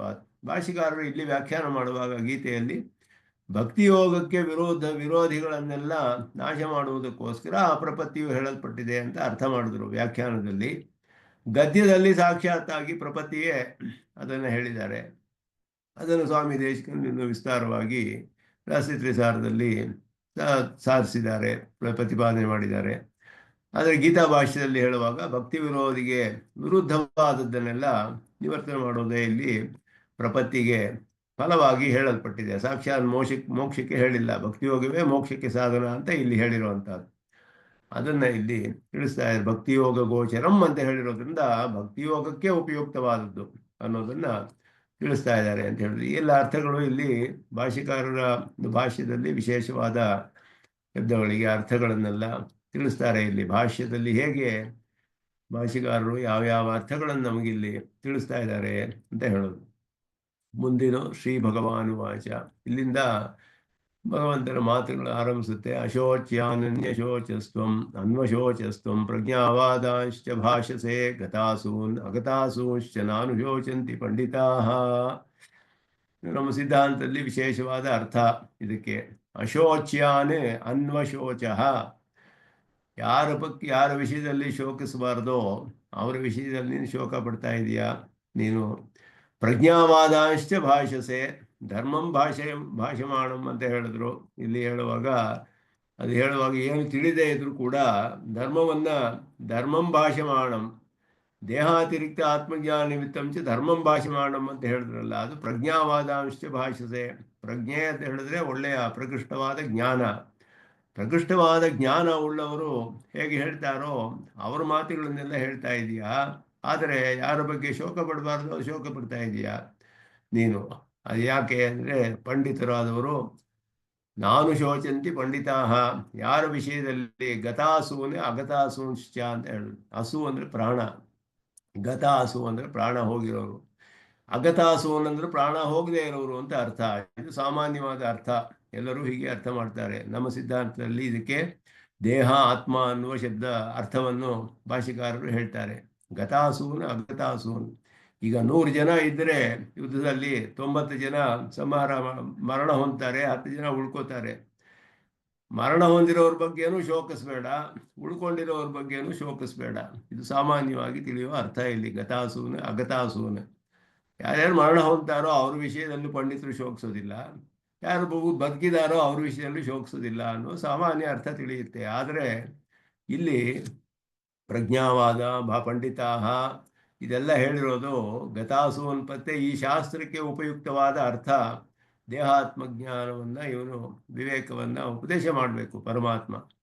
ಆದ್ದರಿಂದ ಇಲ್ಲಿ ಬದುಕಿರೋರು ಇವರು ಅನ್ನೋದ್ರಿಂದ ಏನು ಪ್ರಯೋಜನ ಇಲ್ಲ. ಇಲ್ಲಿ ಗತಾಸೂನ್ ಅಗತಾಸೂನ್ ಅನ್ನಕ್ಕೆ ದೇಹ ಆತ್ಮ ಅಂತ ಅರ್ಥ ಮಾಡ್ತಾರೆ ಭಾಷ್ಯಕಾರರು. ಇದರಲ್ಲಿ ಛಾಂದೋಗ್ಯ ಉಪನಿಷತ್ತಲ್ಲಿ ಹೇಳುವಾಗ ಸ್ಪಷ್ಟವಾಗಿ ಅದೆಲ್ಲ ತಿಳಿಯುತ್ತೆ. ಅಲ್ಲಿ ದಹರ ವಿದ್ಯಾ ಪ್ರಕರಣದಲ್ಲಿ ಹೇಳುವಾಗ ಇದಂ ಬ್ರಹ್ಮಪುರಂ ಬ್ರಹ್ಮಪುರೇ ದಹರಂ ಪುಂಡರೀಕಂ ವೇಶ್ಮ ದಹರಃ ಅಸ್ಮಿನ್ ಅಂತರಾಕಾಶ ತಸ್ಮಿನ್ ಇದಂತಹ ತತನ್ವೇಷ್ಟವ್ಯಂ ಅಂತ ಆರಂಭಿಸುತ್ತೆ. ದೇಹದಲ್ಲಿ ಒಂದು ಚಿಕ್ಕ ಕಮಲವಿದೆ, ಅದರ ಒಳಗಡೆ ಒಂದು ಆಕಾಶವಿದೆ. ಹೃದಯ ಕಮಲದಲ್ಲಿ ಆಕಾಶದ ಒಳಗೆ ಏನಿದೆಯೋ ಅದನ್ನು ತಿಳಿಬೇಕು. ಕಿಂ ತದಸ್ತಿ ಅಂತ ಪ್ರಶ್ನೆ ಮಾಡುತ್ತೆ ಉಪನಿಷತ್ತಿನಲ್ಲಿ. ಆತ್ಮ ಅಪಹತ ಪಾಪ್ಮ ವಿಜರೋ ಮೃತ್ಯು ಮೊದಲಾದ ಹೇಳಿ ಅದಾದ ಮೇಲೆ ಅಲ್ಲಿಯ ಪ್ರಶ್ನೆ ಬರುತ್ತೆ ಉಪನಿಷತ್ತಿನಲ್ಲಿ. ಈ ದೇಹ ಮರಣ ಹೊಂದಿದ್ರೆ ಒಳಗಡೆ ಇರೋ ಆತ್ಮಕ್ಕೆ ಏನಾಗುತ್ತೆ, ದೇಹಕ್ಕೆ ಜರೆ ಬಂದರೆ ಆತ್ಮನಿಗೆ ಏನಾಗುತ್ತೆ. ನ ತಸ್ಯ ಜರೆಯ ಏತಜ್ಜೀರ್ಯತಿ ನ ವಧೇನಾಸ್ಯ ಹನ್ಯತೆ ಅಂತ ಉಪನಿಷತ್ತು ತಿಳಿಸುತ್ತೆ. ಈ ದೇಹಕ್ಕೆ ಜರೆ ಬಂದರೆ ಆತ್ಮನಿಗೆ ಜರೆ ಬರೋದಿಲ್ಲ. ದೇಹ ಹರಣ ಮಾಡಿದ್ರೆ ಆತ್ಮ ಮರಣ ಹೊಂದೋದಿಲ್ಲ. ಅದನ್ನು ತಿಳಿಯೋದು ಗತಾಸೂನ ಅಗತಾಸೂನ್ಗೆ ದೇಹ ಆತ್ಮ ಅನ್ನುವ ಅರ್ಥ ಎಷ್ಟು ಸೂಕ್ತವಾಗಿದೆ ಅನ್ನೋದು ಸ್ಪಷ್ಟವಾಗಿ ಎಲ್ಲ ಪ್ರಮಾಣಗಳು ತಿಳಿಯುತ್ತೆ ನಮಗೆ. ಆ ರೀತಿ ಇಲ್ಲಿ ಅರ್ಥ ಮಾಡ್ತಾರೆ. ಇದು ನಮ್ಮ ಭಾಷ್ಯದಲ್ಲಿ ವಿಶೇಷವಾದ ಅರ್ಥ. ಇದು ಅಶೋಚ್ಯಾನ್ ಪ್ರತಿ ಅನುಶೋಚಸಿ, ಅಶೋಚ್ಯಾನ್ ಪ್ರತಿ ಅನುಶೋಚಸಿ, ಯಾರು ಶೋಕಿಸಬಾರ್ದೋ ಅವ್ರ ಕುರಿತು ಶೋಕ ಪಟ್ಟಿದ್ಯಾ ನೀನು. ಪತಂತಿ ಪಿತರೋ ಹ್ಯೇಷಾಂ ಲುಪ್ತಪಿಂಡೋದಕ ಕ್ರಿಯಾ ಇತ್ಯಾದಿಕಾನ್ ದೇಹಾತ್ಮ ಸ್ವಭಾವ ಪ್ರಜ್ಞಾನಿಮಿತ್ತವಾದಾಂಶ ಭಾಷತೆ. ಎಲ್ಲ ಪತಿತರಾಗ್ಬಿಡ್ತಾರೆ ಪಿತೃಗಳೆಲ್ಲ ಯಾರಿಗೆ ಲುಪ್ತ ಪಿಂಡ ಉದಕ ಕ್ರಿಯಾ. ಪಿಂಡ ಅಂದರೆ ಪಿಂಡ ಪ್ರದಾನ ಮಾಡುವವರು ಇರೋದಿಲ್ಲ, ಲೋಪವಾಗೋಗುತ್ತೆ. ಉದಕ ತರ್ಪಣಾದಿಗಳನ್ನು ಕೊಡೋರು ಇರೋದಿಲ್ಲ, ಉತ್ತರ ಕ್ರಿಯೆಗಳು ಮಾಡೋರು ಇರೋದಿಲ್ಲ. ಇದೆಲ್ಲ ಮಾಡದೇ ಇರೋರು ಯಾರು ಇರಲ್ವೋ ಪಿತೃಗಳೆಲ್ಲ ಪತಿತರಾಗ್ಬಿಡ್ತಾರೆ ಅಂತ ಹೇಳಿದ್ರೆ ಇದು ಮರಣವಾದ ಮೇಲೆ ಪಿತೃಗಳ ವಿಷಯ ಹೇಳ್ತಾ ಇರೋದು. ಮರಣವಾದ ಪಿತೃಗಳ ವಿಷಯ. ಅವರು ಆತ್ಮ ನಿತ್ಯವಾಗಿಲ್ಲದೆ ಹೋದರೆ ಇದೆಲ್ಲ ಹೇಳಕ್ ಸಾಧ್ಯವಿಲ್ಲ. ನಿತ್ಯ ಅನ್ನೋ ಜ್ಞಾನ ಇರಬೇಕು. ಪಿತೃಗಳು ಮರಣವಾದ ಮೇಲೂ ಆತ್ಮ ಇರುತ್ತೆ ಅಂತ ಯಾರು ತಿಳಿದಿದ್ದಾರೋ ಅವರು ಹೇಳುವಂತಹ ಮಾತಿದು. ದೇಹಾತ್ಮ ಸ್ವಭಾವ ಪ್ರಜ್ಞಾನಿಮಿತ್ತವಾದಾನ್, ಚೆನ್ನಾಗಿ ಅದ್ರ ಬಗ್ಗೆ ಜ್ಞಾನ ಇರುವವರು ಹೇಳುವಂತಹ ಮಾತು. ಅದನ್ನು ಹೇಳ್ತಾ ಇದೀಯಾ. ಆದರೆ ಯಾರ ಬಗ್ಗೆ ಶೋಕಿಸಬಾರದೋ ಅವ್ರ ಬಗ್ಗೆ ಶೋಕ ಪಡ್ತಾ ಇದೆಯಾ. ದೇಹಾತ್ಮ ಸ್ವಭಾವ ಜ್ಞಾನವತಾಂ ನಾತ್ರ ಕಿಂಚಿತ್ ಶೋಕ ನಿಮಿತ್ತಮಸ್ತಿ. ದೇಹದ ಸ್ವಭಾವವನ್ನು ಆತ್ಮ ಸ್ವಭಾವವನ್ನು ಯಾರು ತಿಳಿದಿದ್ದಾರೋ ಅವರಿಗೆ ಇಲ್ಲಿ ಶೋಕಕ್ಕೆ ಯಾವ ಕಾರಣವೂ ಇಲ್ಲ. ಗತಾಸೂನ್ ದೇಹಾನ್ ಅಗತಾಸೂನ್ ಆತ್ಮನಶ್ಚ ಪ್ರತಿ ತತ್ ಸ್ವಭಾವ ಯಾಥಾತ್ಮವಿಧ ನ ಶೋಚಂತಿ ಅಂತ ಅರ್ಥ. ಇಲ್ಲಿ ಗತಾಸೂನ್ ಅಂದರೆ ದೇಹ ಅಂತ ಅರ್ಥ, ಅಗತಾಸೂನ್ ಅಂದರೆ ಆತ್ಮರು ಅಂತ ಅರ್ಥ. ಆತ್ಮರುಗಳ ಬಗ್ಗೆ ತತ್ ಸ್ವಭಾವ ಅಂದರೆ ಒಬ್ಬೊಬ್ಬರು ದೇಹದಲ್ಲಿಯೂ ಪ್ರಾಣವು ಆತ್ಮನ ಹಿಂದೆಯೇ ಹೋಗ್ತಾ ಇರುತ್ತೆ. ಮೋಕ್ಷ ಬರುವವರೆಗೂ ಪ್ರಾಣ ಅವನ ಹಿಂದೆಯೇ ಹೋಗ್ತಾ ಇರುತ್ತೆ. ಪ್ರಾಣ ಅವನಿಂದ ಬಿಟ್ಟು ಹೋಗೋದಿಲ್ಲ. ಮೋಕ್ಷದಲ್ಲಿ ಮಾತ್ರವೇ ಪ್ರಾಣ ಬಿಟ್ಟು ಹೋಗೋದು. ಆದ್ದರಿಂದ ದೇಹಕ್ಕೆ ಮರಣ ಹೊಂದಿದ್ರು ಆತ್ಮನಿಗೆ ನಾಶವಿಲ್ಲ. ಆದ್ದರಿಂದ ಇಲ್ಲಿ ಅಗತಾಸೂನ್ ಆತ್ಮನಶ್ಚ, ಇಲ್ಲಿ ಒಂದೊಂದು ದೇಹದಲ್ಲಿಯೂ ಇರುವ ದೇಹಾತ್ಮದ ವಿವೇಕವನ್ನು ಹೇಳ್ತಾ ಇದ್ದಾರೆ ಹೊರತು ಯುದ್ಧದಲ್ಲಿ 100 ಜನ ಬಂದು 90 ಜನ ಸಾಯ್ತಾರೆ, 10 ಜನ ಬದುಕಿದ್ದಾರೆ. ಇಲ್ಲಿ ಯಾರು ಮರಣ ಹೊಂದ್ತಾರೋ ಅವ್ರ ಬಗ್ಗೆ ಶೋಕಿಸ್ಬೇಡ, ಬದುಕಿರೋವ್ರ ಬಗ್ಗೆ ಶೋಕಿಸ್ಬೇಡ ಅನ್ನೋದು ಅರ್ಥವಲ್ಲ ಅಂತ ಭಾಷ್ಯಕಾರರು ಬಹಳ ಸರಸವಾಗಿ ತಿಳಿಸ್ತಾರೆ. ಇಲ್ಲಿ ಗತಾಸೂನ್ ದೇಹಾನ್ ಅಗತಾಸೂನ್ ಆತ್ಮನಶ್ಚ ಪ್ರತಿ ತತ್ ಸ್ವಭಾವ ಯಾತಾತ್ಮ್ಯವಿಧ ನ ಶೋಚಂತಿ. ಅದರ ಸ್ವಭಾವಗಳನ್ನು ಯಥಾವತ್ತಾಗಿ ಯಾರು ತಿಳಿದಿದ್ದಾರೋ ಅವರು ಶೋಕ ಪಡೋದಿಲ್ಲ. ಅತಃ ತ್ವಯಿ ವಿಪ್ರತಿಷಿದ್ಧಂ ಇದಂ ಉಪಲಕ್ಷ್ಯತೆ. ವಿಪ್ರತಿಷಿದ್ಧಂ ಅಂದ್ರೆ ಪರಸ್ಪರ ವಿರುದ್ಧವಾದದ್ದು, ಕಾಂಟ್ರಡಿಕ್ಟರಿ ಅಂತ. ಎರಡು ಒಂದು ಕಾಂಟ್ರಡಿಕ್ಷನ್ ಇದೆ ಇಲ್ಲಿ, ಪರಸ್ಪರ ವಿರುದ್ಧವಾದದ್ದು. ಒಂದು ಶೋಕನೂ ಇದೆ, ಜ್ಞಾನ ಇರುವವರಂತೆಯೂ ಮಾತಾಡ್ತಾ ಇದೆಯಾ. ಯದೇತಾನ್ ಅನಿಶ್ಯಾಮಿ ಇತಿ ಅನುಶೋಚನಂ, ಇವರನ್ನೆಲ್ಲ ನಾನು ಸಂಹಾರ ಮಾಡ್ತೀನಿ ಅಂತ ಆ ಕಾರಣದಿಂದ ನಿಂಗೆ ಶೋಕ ಬಂದಿದೆ. ಯಚ್ಚ ದೇಹಾತಿರಿತ್ಮ ಆತ್ಮಜ್ಞಾನಕೃತಂ ಧರ್ಮಾಧರ್ಮ ಭಾಷಣ, ದೇಹಕ್ಕಿಂತ ಬೇರೆಯಾದ ಆತ್ಮನನ್ನ, ಆತ್ಮಜ್ಞಾನವ ಯಾರಿಗೆ ಇದೆಯೋ ಅವರು ಅದರ ಪ್ರಯುಕ್ತ ಮಾತಾಡುವ ಧರ್ಮಾಧರ್ಮ ಭಾಷಣವನ್ನೆಲ್ಲ ಮಾಡ್ತಾ ಇದೆಯಾ. ಅತಃ ಅದರಿಂದ ಏನು ತಿಳಿಯುತ್ತೆ, ಭಾಷೆಗಾರ ತಿಳಿಸ್ತಾರೆ ಇಲ್ಲಿ ಬಹಳ ಚೆನ್ನಾಗಿ. ಅತಃ ದೇಹ ಸ್ವಭಾವಂಚ ನ ಜಾನಾಸಿ ತದತಿರಿಕ್ತ ಆತ್ಮಾನಂಚ ನಿತ್ಯಂ, ಎರಡು ತಿಳಿಲಿಲ್ಲ ನಿನಗೆ ಅಂದರು. ದೇಹ ಶೋಕವು ಬಿಡ್ತಾ ಇದೆಯಾ, ಆತ್ಮಜ್ಞಾನ ಇರೋರು ಮಾತಾಡೋರು ಮಾತಾಡ್ತಿದ್ಯಾ ಅಂದರೆ ಇದು ತಿಳಿದಿಲ್ಲ ಅದು ತಿಳಿದಿಲ್ಲ ಅಂತ ಅರ್ಥ. ದೇಹದ ಬಗ್ಗೆಯೂ ತಿಳಿದಿಲ್ಲ, ದೇಹ ಸ್ವಭಾವವನ್ನು ತಿಳಿದಿಲ್ಲ ನೀನು, ಅದಕ್ಕಿಂತ ಬೇರೆಯಾದ ಆತ್ಮ ನಿತ್ಯನಾಗಿದ್ದಾನಲ್ಲ ಅವನ ಬಗ್ಗೆಯೂ ತಿಳಿದಿಲ್ಲ. ತತ್ಪ್ರಾಪ್ತಿ ಉಪಾಯಭೂತಂ ಯುದ್ಧಾಧಿಕಂ ಧರ್ಮಂಚ, ಅಷ್ಟೇ ಅಲ್ಲ ಅವನು ಪಡೆದುಕೊಳ್ಳೋಕ್ಕೆ ಯುದ್ಧವೆಲ್ಲ ಉಪಾಯವಾಗುತ್ತೆ. ಧರ್ಮ ಅಲ್ಲ, ಈ ಧರ್ಮಾನುಷ್ಠಾನ ಮಾಡೋದು ಉಪಾಯವಾಗುತ್ತೆ ಆತ್ಮಜ್ಞಾನಕ್ಕೆ, ಅದು ಕೂಡ ನೀನು ತಿಳಿದಿಲ್ಲ, ಮೂರು ವಿಷಯವನ್ನು ತಿಳಿದಿಲ್ಲ ಅಂತ ಹೇಳೋದು. ಇದಂಚ ಯುದ್ಧಂ, ಇಲ್ಲಿ ಮುಖ್ಯವಾದ ವಿಷಯವನ್ನು ತಿಳಿಸ್ತಾರೆ. ಇದಂಚ ಯುದ್ಧಂ ಫಲಾಭಿಸಂಧಿರಹಿತಂ ಆತ್ಮಯಾಥಾತ್ಮ್ಯ ಅವಾಪ್ತಿ ಉಪಾಯಭೂತಂ ಅಂತ ಹೇಳಿದ್ರು. ಫಲಾಭಿಸಂಧಿರಹಿತವಾಗಿ ಮಾಡಿದ ಈ ಯುದ್ಧವು ಅವರವರ ವರ್ಣಾಶ್ರಮ ಧರ್ಮಗಳು, ಅದು ಹೇಗೆ ಏನಕ್ಕೆ ಪ್ರಯೋಜನವಾಗುತ್ತೆ ಅಂದರೆ ಆತ್ಮಯಾಥಾತ್ಮ್ಯ ಅವಾಪ್ತಿ ಉಪಾಯಭೂತಂ, ಆತ್ಮಯಾಥಾತ್ಮ್ಯವನ್ನು ತಿಳಿದುಕೊಳ್ಳೋದಕ್ಕೆ ಅದು ಉಪಾಯವಾಗುತ್ತೆ. ಅದರಿಂದ ವರ್ಣಾಶ್ರಮ ಧರ್ಮಗಳನ್ನು, ಫಲಾಭಿಸಂಧಿರಹಿತವಾದ ಕರ್ಮ ವರ್ಣಾಶ್ರಮ ಧರ್ಮಗಳನ್ನು ಮಾಡಿ ಆತ್ಮಜ್ಞಾನವನ್ನು ಪಡೆದುಕೊಳ್ಳಬಹುದು ಅನ್ನೋದಲ್ಲಿ ತಿಳಿಸ್ತಾ ಇದ್ದಾರೆ. ಆತ್ಮ ಹಿ ನ ಜನ್ಮಾಧೀನ ಸದ್ಭಾವ ನ ಮರಣಾಧೀನ ವಿನಾಶಶ್ಚ, ಜನ್ಮಕ್ಕೆ ಅಧೀನವಾದ ಭಾವವೋ ಮರಣಕ್ಕೆ ಅಧೀನವಾದ ವಿನಾಶವೋ ಇಲ್ಲ ಅವನಿಗೆ, ಉತ್ಪತ್ತಿ ವಿನಾಶಗಳು ಇಲ್ಲ ಅವನಿಗೆ, ನಿತ್ಯವಾದವನು. ಯಾಕೆ ಅಂದರೆ ತಸ್ಯ ಜನ್ಮ ಮರಣಯೋ ಅಭಾವಾತ್, ಜನ್ಮವೂ ಇಲ್ಲ ಮರಣವೂ ಇಲ್ಲ. ಅದರಿಂದ ಜನ್ಮವಾದರೆ ಮನುಷ್ಯ ಹುಟ್ಟಿದ್ರೆ ಆತ್ಮ ಬಂದ ಆವಾಗ ತಾನೇ ಆತ್ಮನೂ ಹುಟ್ಟುತ್ತಾನೆ, ಮರಣವಾದರೆ ಆತ್ಮವೂ ಹೋಗಿಬಿಡುತ್ತೆ, ನಾಶವಾಗಿಬಿಡುತ್ತೆ. ಈ ರೀತಿ ಆತ್ಮದ ಸದ್ಭಾವ ಹಾಗಲ್ಲ. ದೇಹದ ಮೇಲೆ ಅದು ದೇಹದ ಒಂದು ಅಧೀನದಲ್ಲಿ ಇಲ್ಲ ಅದು. ಆದ್ದರಿಂದ ಜನ್ಮ ಮರಣಯೋ ಅಭಾವಾತ್, ಜನ್ಮವೂ ಇಲ್ಲ ಮರಣವೂ ಇಲ್ಲ. ಅತಃ ಸಹ ನ ಶೋಕಸ್ಥಾನಂ, ಆದ್ದರಿಂದ ಆತ್ಮನನ್ನು ಕುರಿತು ಶೋಕ ಪಡಬೇಕಾಗಿಲ್ಲ. ದೇಹಸ್ತು ಅಚೇತನ ಪರಿಣಾಮ ಸ್ವಭಾವ, ದೇಹ ಹೇಗೆ ಅಂದರೆ ಅಚೇತನವಾದದ್ದು, ಚೈತನ್ಯವಿಲ್ಲ, ಅದಕ್ಕೆ ಜ್ಞಾನಾಶ್ರಯತ್ವ ಇಲ್ಲ, ಅಚೇತನವಾದ್ದರಿಂದ ಪರಿಣಾಮ ಹೊಂದುತ್ತಾ ಇರುತ್ತೆ, ಅದು ಸತತ ಪರಿಣಾಮಿ.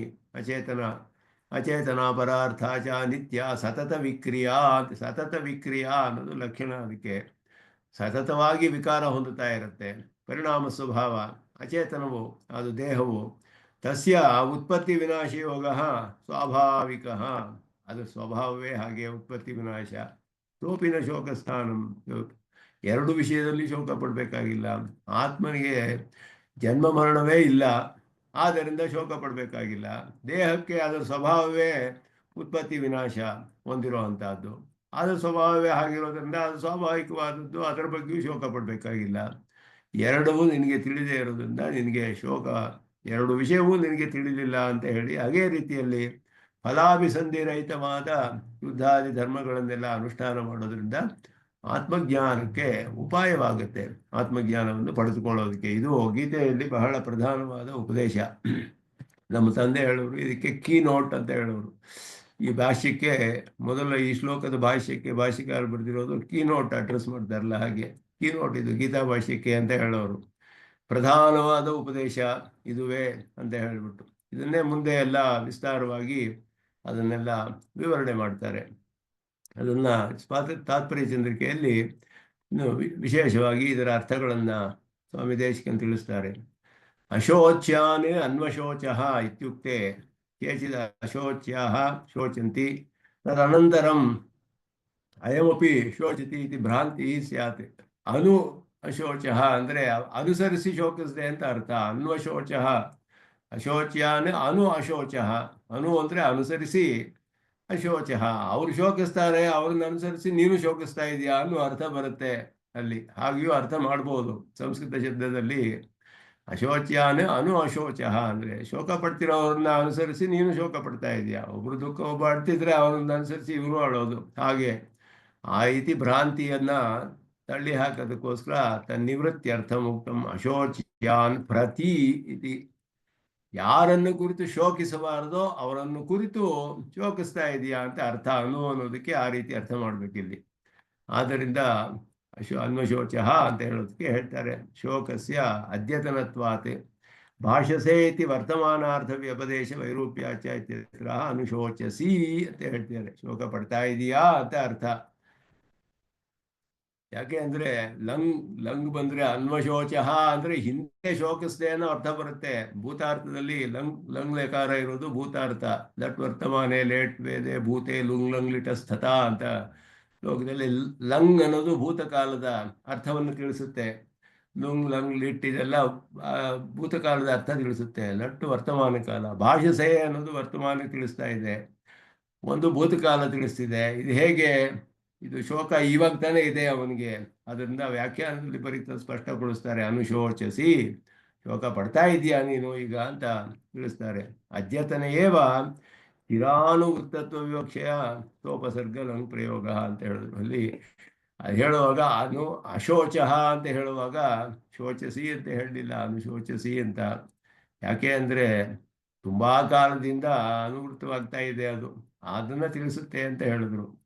ಅದ್ಯತನ ಇವಾಗ್ಲೂ ಕೂಡ ಇರೋ ಶೋಕ ಹಿಂದೆಯಿಂದ ಬರ್ತಾ ಇರೋ ಶೋಕವೇ ಇದು, ಯಾವತ್ತಿಂದಲೂ ಇರುವಂತಹದ್ದು ತಿಳಿಸುತ್ತೆ. ಯದ್ವಾ ವರ್ತಮಾನಾರ್ಥ ಇದೆಲ್ಲ ವ್ಯಾಖ್ಯಾನದಲ್ಲಿ ತಿಳಿಸ್ತಾರೆ. ವರ್ತಮಾನ ನಿರ್ದೇಶ ಅದ್ರ ಹತ್ರ ಇರುವಾಗ ವರ್ತಮಾನದಲ್ಲಿ ಅರ್ಥ ಬರುತ್ತೆ ಅನ್ನೋದು ಕೂಡ ವ್ಯಾಕರಣದಲ್ಲಿ ತಿಳಿಸ್ತಾರೆ.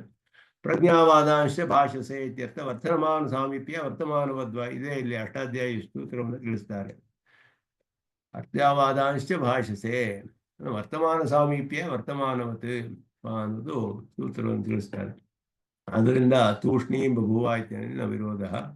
ಇವೇ ವ್ಯಾಕರಣ ವಿಷಯ ಸ್ವಲ್ಪ ತಿಳಿಸ್ತಾರೆ ಇಲ್ಲಿ ಶ್ಲೋಕಗಳಲ್ಲಿ. ಭಾಷ್ಯ ಹೇಗೆ ವ್ಯಾಕರಣ ಶ್ಲೋಕದಲ್ಲಿ ಬೇರೆ ಶಬ್ದಗಳು ಪ್ರಯೋಗ ಇರ್ತಿದ್ದು, ಆರ್ಷ ಪ್ರಯೋಗ ಇದೆಲ್ಲ ಭಗವಂತನ ಒಂದು ಉಪದೇಶವನ್ನ ವ್ಯಾಸರು ಸಂಗ್ರಹ ಮಾಡಿರೋದು. ಅದರಿಂದ ಋಷಿಗಳಿಂದ ಸಂಗ್ರಹಿತವಾದದ್ದು ಆರ್ಷ ಪ್ರಯೋಗ. ಅದರಲ್ಲಿ ಕೆಲವು ಶಬ್ದಗಳು ಹೇಗಿದೆಯೋ ಅದಕ್ಕೆ ಸರಿಯಾಗಿ ನಾವು ಅರ್ಥ ಮಾಡ್ಕೊಳ್ಬೇಕು. ವ್ಯಾಖ್ಯಾನದಲ್ಲಿ ಅದೆಲ್ಲ ಗಮನಿಸಿ ಹೇಗೆ ಮಾಡಿದ್ದಾರೆ ಅನ್ನೋದು ತೋರಿಸ್ತಾರೆ ಸ್ವಾಮಿ ದೇಶಿಕನ್. ಪ್ರಕೃಷ್ಟ ಜ್ಞಾನವಾಚಿನ ಪ್ರಜ್ಞಾಶಬ್ದೇನ ದೇಹಾತ್ಮನೋ ಸ್ವಭಾವ ಜ್ಞಾನ ಉಚ್ಯತೆ ಅಂತ ಹೇಳಿದ್ರು. ಪ್ರಜ್ಞಾವಾದಾಂಶ ಭಾಷಸೆ ಅನ್ನುವಾಗ ಪ್ರಜ್ಞಾವಾದ ಅಂತ ಹೇಳಿದ್ರೆ ದೇಹಾತ್ಮರ ಸ್ವಭಾವ ಜ್ಞಾನ ಅನ್ನೋದು ಅರ್ಥ ಮಾಡ್ಕೊಳ್ಬೇಕು ಅಂತ ಹೇಳಿದ್ರು. ಪ್ರಜ್ಞಾ ಅನ್ನುವ ಶಬ್ದದಿಂದ ಪ್ರಕೃಷ್ಟವಾದ ಜ್ಞಾನ, ಪ್ರಕೃಷ್ಟಂ ಜ್ಞಾನಂ ಪ್ರಜ್ಞಾನಂ ಅಂತ. ಪ್ರಜ್ಞೆಯ ಕೃತ ವ್ಯವಹಾರ ಪ್ರಜ್ಞಾವಾದ ಇತಿ ಸಮಾಸಾರ್ಥವ್ಯಂಜನಾಯ ನಿಮಿತ್ತ ಶಬ್ದ. ಆ ಪ್ರಕೃಷ್ಟವಾದ ಜ್ಞಾನದಿಂದ ಮಾಡಲ್ಪಟ್ಟ ವ್ಯವಹಾರಗಳು ಅನ್ನೋದು ನಿಮಿತ್ತ ಅನ್ನುವಂತೆ ಹೇಳ್ತಾರೆ. ಒಳ್ಳೆ ಆ ಕಾರಣದಿಂದ ಅನ್ನೋದನ್ನೇ ಹೇಳ್ತಾ ಇದ್ದಾರೆ. ದೇಹಾತ್ಮ ಭೇದ ಜ್ಞಾನೇ ಸತಿ ಪಿತೃಣಾಂ ತದರ್ಥ ಪಿಂಡೋದಿಕ ಕ್ರಿಯಾಯ ತಲ್ಲೋಪ ನಿಮಿತ್ತ ಪ್ರತ್ಯವಾಯಾದೇಶ ವಿಶ್ವಾಸಪೂರ್ವಕೋ ವ್ಯವಹಾರ ಇತ್ಯಾದಿ ಸೂಚನಾಯ ಪತಂತಿ ಇತ್ಯಾದಿ ಉಪಾರ್ಥನೆ. ಪತಂತಿ ಪಿತರಃ ಅಂತ ಹೇಳುವಾಗ ಪತಂತಿ ಅಂತ ಅರ್ಜುನ ಹೇಳ್ದ, ಪತಿತರಾಗ್ಬಿಡ್ತಾರೆ ಅಂತ ಹೇಳ್ದ. ಅವನು ವಿಶ್ವಾಸ ಇತ್ತು, ಅವನಿಗೆ ಚೆನ್ನಾಗಿ ತಿಳಿದಿತ್ತು ಅನ್ನೋ ಹಾಗೆ ಹೇಳ್ತಿದ್ದಾನೆ. ಪತಿತರಾಗೇ ಬಿಡ್ತಾರೆ, ಪತಿತರಾಗ್ತಾರೆ ಅಂತ ಹೇಳ್ಬಿಟ್ಟು. ಆದ್ದರಿಂದ ಇಲ್ಲಿ ಪಿಂಡೋದಕ ಕ್ರಿಯೆಗಳೆಲ್ಲ ಇಲ್ಲದೆ ಹೋದ್ರೆ ಪ್ರತ್ಯವಾಯ ಉಂಟಾಗುತ್ತೆ. ಅದರಿಂದ ಇವರಿಗೆ ಅದೆಲ್ಲ ಕರ್ಮಗಳು ಅನುಷ್ಠಾನ ಮಾಡಬೇಕಾದ ವರ್ಣಾಶ್ರಮ ಧರ್ಮಗಳನ್ನು ಬಿಡೋ ಹಾಗಿಲ್ಲ ಪಿತೃಗಳಿಗೆ.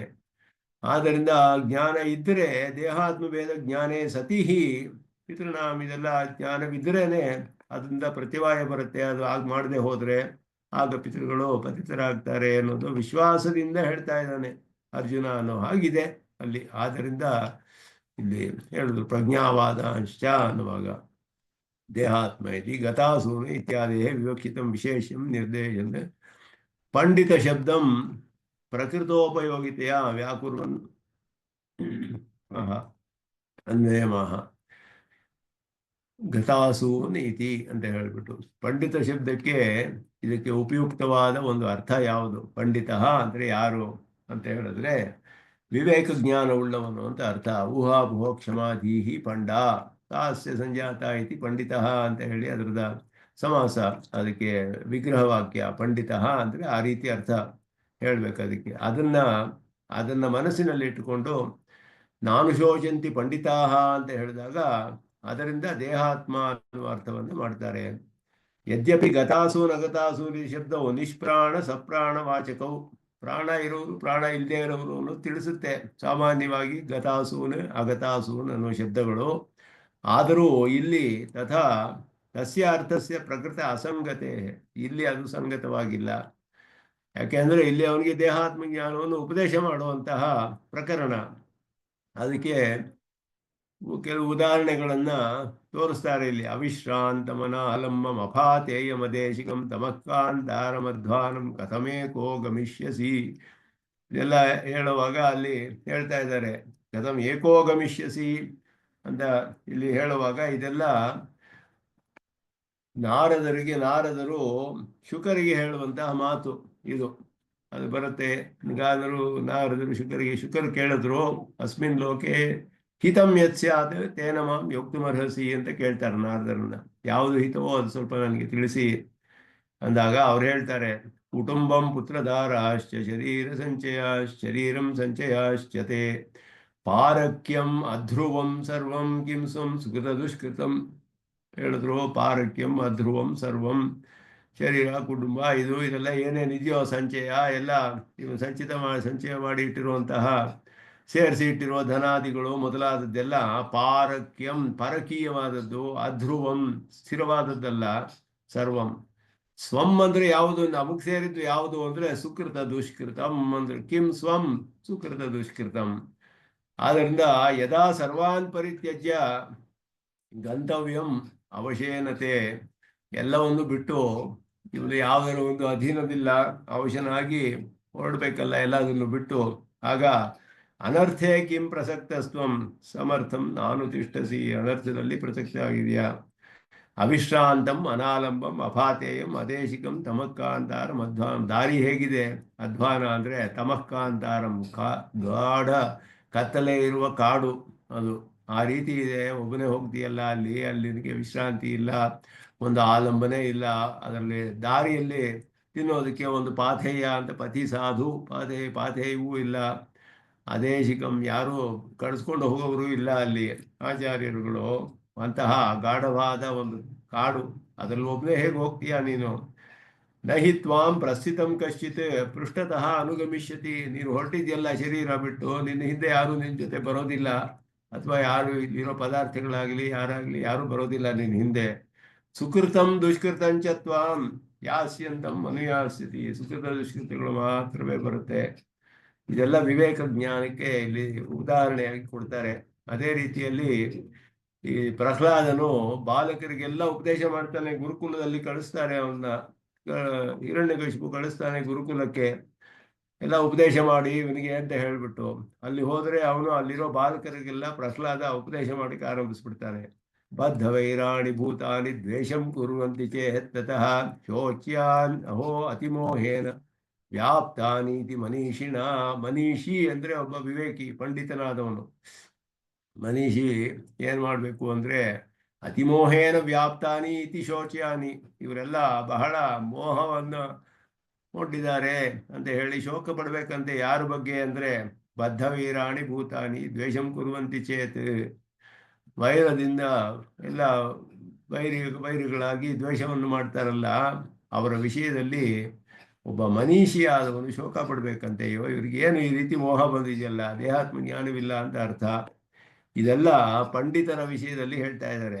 ಪಂಡಿತಾನಾಮೇವ ಸಪ್ರಾಣ ನಿಷ್ಪ್ರಾಣ ವಿಷಯ ಶೋಕ ದರ್ಶನಾತ್, ಇವರಿಗೆ ನಿಷ್ಪ್ರಾಣ ಅಂದ್ರೆ ಪ್ರಾಣ ಬಿಟ್ಟು ಹೋದವ್ರ ಬಗ್ಗೆ ಇವ್ರಿಗೂ ಶೋಕ, ಸಪ್ರಾಣ ಬದುಕಿರೋವ್ರ ಬಗ್ಗೆ ದ್ವೇಷ ಮಾಡ್ತಾರಲ್ಲ ಅವ್ರ ಬಗ್ಗೆಯೂ ಶೋಕ, ಒಬ್ಬ ದೇಹ ಬಿಟ್ಟು ಹೋಗ್ತಾನಲ್ಲ ನಿಷ್ಪ್ರಾಣನಾಗಿ ಅವನ ಬಗ್ಗೆ ಶೋಕ. ಎರಡು ಹೇಳಿರೋದ್ರಿಂದ ನಿಷ್ಪ್ರಾಣನಾದವನು ಯಾರು? ಆತ್ಮ ಅನ್ನೋದು ತಿಳಿಯುತ್ತೆ. ಗತಂ ಏಕೋ ಗಮಿಷ್ಯಸಿ ಅಂದ್ರೆ ಇದು ಆತ್ಮನನ್ನು ಕುರಿತು ಹೇಳ್ತಾ ಇರೋದದು.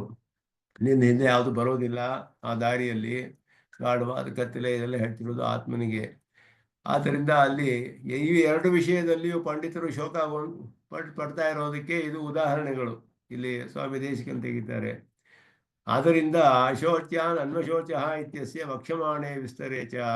ಆದ್ದರಿಂದ ಇಲ್ಲಿ ಹೇಳಿರೋ ದೇಹ ಆತ್ಮ, ಗತಾಸೂನ ಅಗತಾಸೂನ್ ಅನ್ನೋದಕ್ಕೆ ದೇಹ ಆತ್ಮ ಅನ್ನೋದಕ್ಕೆ ಹೇಗೆ ನಾನು ಶೋಚಂತಿ ಶೋಕ ಪಡೋದಿಲ್ಲ ಪಂಡಿತರು ಅಂತ ಹೇಳಿದ್ರೆ ಅದು ಅವರಿಗೆ ತಿಳಿಯುತ್ತೆ ಯಾಕೆ ಶೋಕ ಪಡೋದಿಲ್ಲ ಅನ್ನೋದಿಲ್ಲ. ಸಪ್ರಾಣ ನಿಷ್ಪ್ರಾಣ ವಿಷಯ ಶೋಕ ದರ್ಶನ ಅಂದರೆ ದೇಹ ಬಗ್ಗೆಯೂ ಆತ್ಮ ಬಗ್ಗೆಯೂ ತಿಳಿಯುತ್ತೆ. ಆದ್ದರಿಂದ ಅಶೋಚ್ಯಾನ್ ಶೋಚ್ಯಾನ್ ಅಹೋ ಅತಿಮೋಹೇನ ಅಂತ ಹೇಳಿದ್ರು. ಎರಡು ವಿಷಯದಲ್ಲಿಯೂ ಅವ್ಯಕ್ತೋಯಂ ಇತ್ಯಾದಿನ ಅಥ ಚೈನಂ ಇತ್ಯಾದಿನ ಚ ನಿತ್ಯಸ್ಯ ಆತ್ಮನಃ ನಿತ್ಯ ಶರೀರಸ್ಯ ಚ ಅಶೋಚನೀಯತ್ವೇನ ವಕ್ಷ್ಯಮಾಣತ್ವಾತ್ ಅತ್ರಾಪಿ ತದ್ವಿಷಯತೆಯೈವ ಯುಕ್ತ ಇತಿ ಅಭಿಪ್ರಾಯ. ದೇಹ ಅನ್ನೋದು ಹೇಗೂ ಹೋಗುತ್ತೆ ಹೇಳಿದ್ರು. ಸುಕೃತ ದುಷ್ಕೃತ ಬಿಟ್ಟರೆ ಬೇರೆ ಏನೂ ಬರೋದಿಲ್ಲ ನಿನ್ನ ಜೊತೆ ಅಂತೆಲ್ಲ ಅದರಲ್ಲಿ ಹೇಳಿದ್ರು. ಅದೇ ರೀತಿಯಲ್ಲಿ ಇಲ್ಲಿ ಎಲ್ಲ ಯಾರು ವೈರ ಪಡ್ತಾರೋ ದ್ವೇಷ ಮಾಡ್ತಾರೋ ಅವ್ರ ಬಗ್ಗೆ ಶೋಚನೆ ಮಾಡಬೇಕು ಅಂತ ಹೇಳಿ ಅವರಿಗೆ ಮೋಹ ಉಂಟಾಗಿದೆ ಅಂತ ಹೇಳಿಬಿಟ್ಟು ಇಲ್ಲ ದೇಹಾತ್ಮ ವಿವೇಕವನ್ನು ತಿಳಿಸುವಂತಹದ್ದು. ಆದ್ದರಿಂದ ನಿತ್ಯವಾದ ಅವ್ಯಕ್ತೋಯಂ ಅಚಿಂತ್ಯೋಯಂ ಮೊದಲಾದ ಇದೆಲ್ಲ ಮುಂದೆ ಬರುತ್ತೆ ಶ್ಲೋಕಗಳು.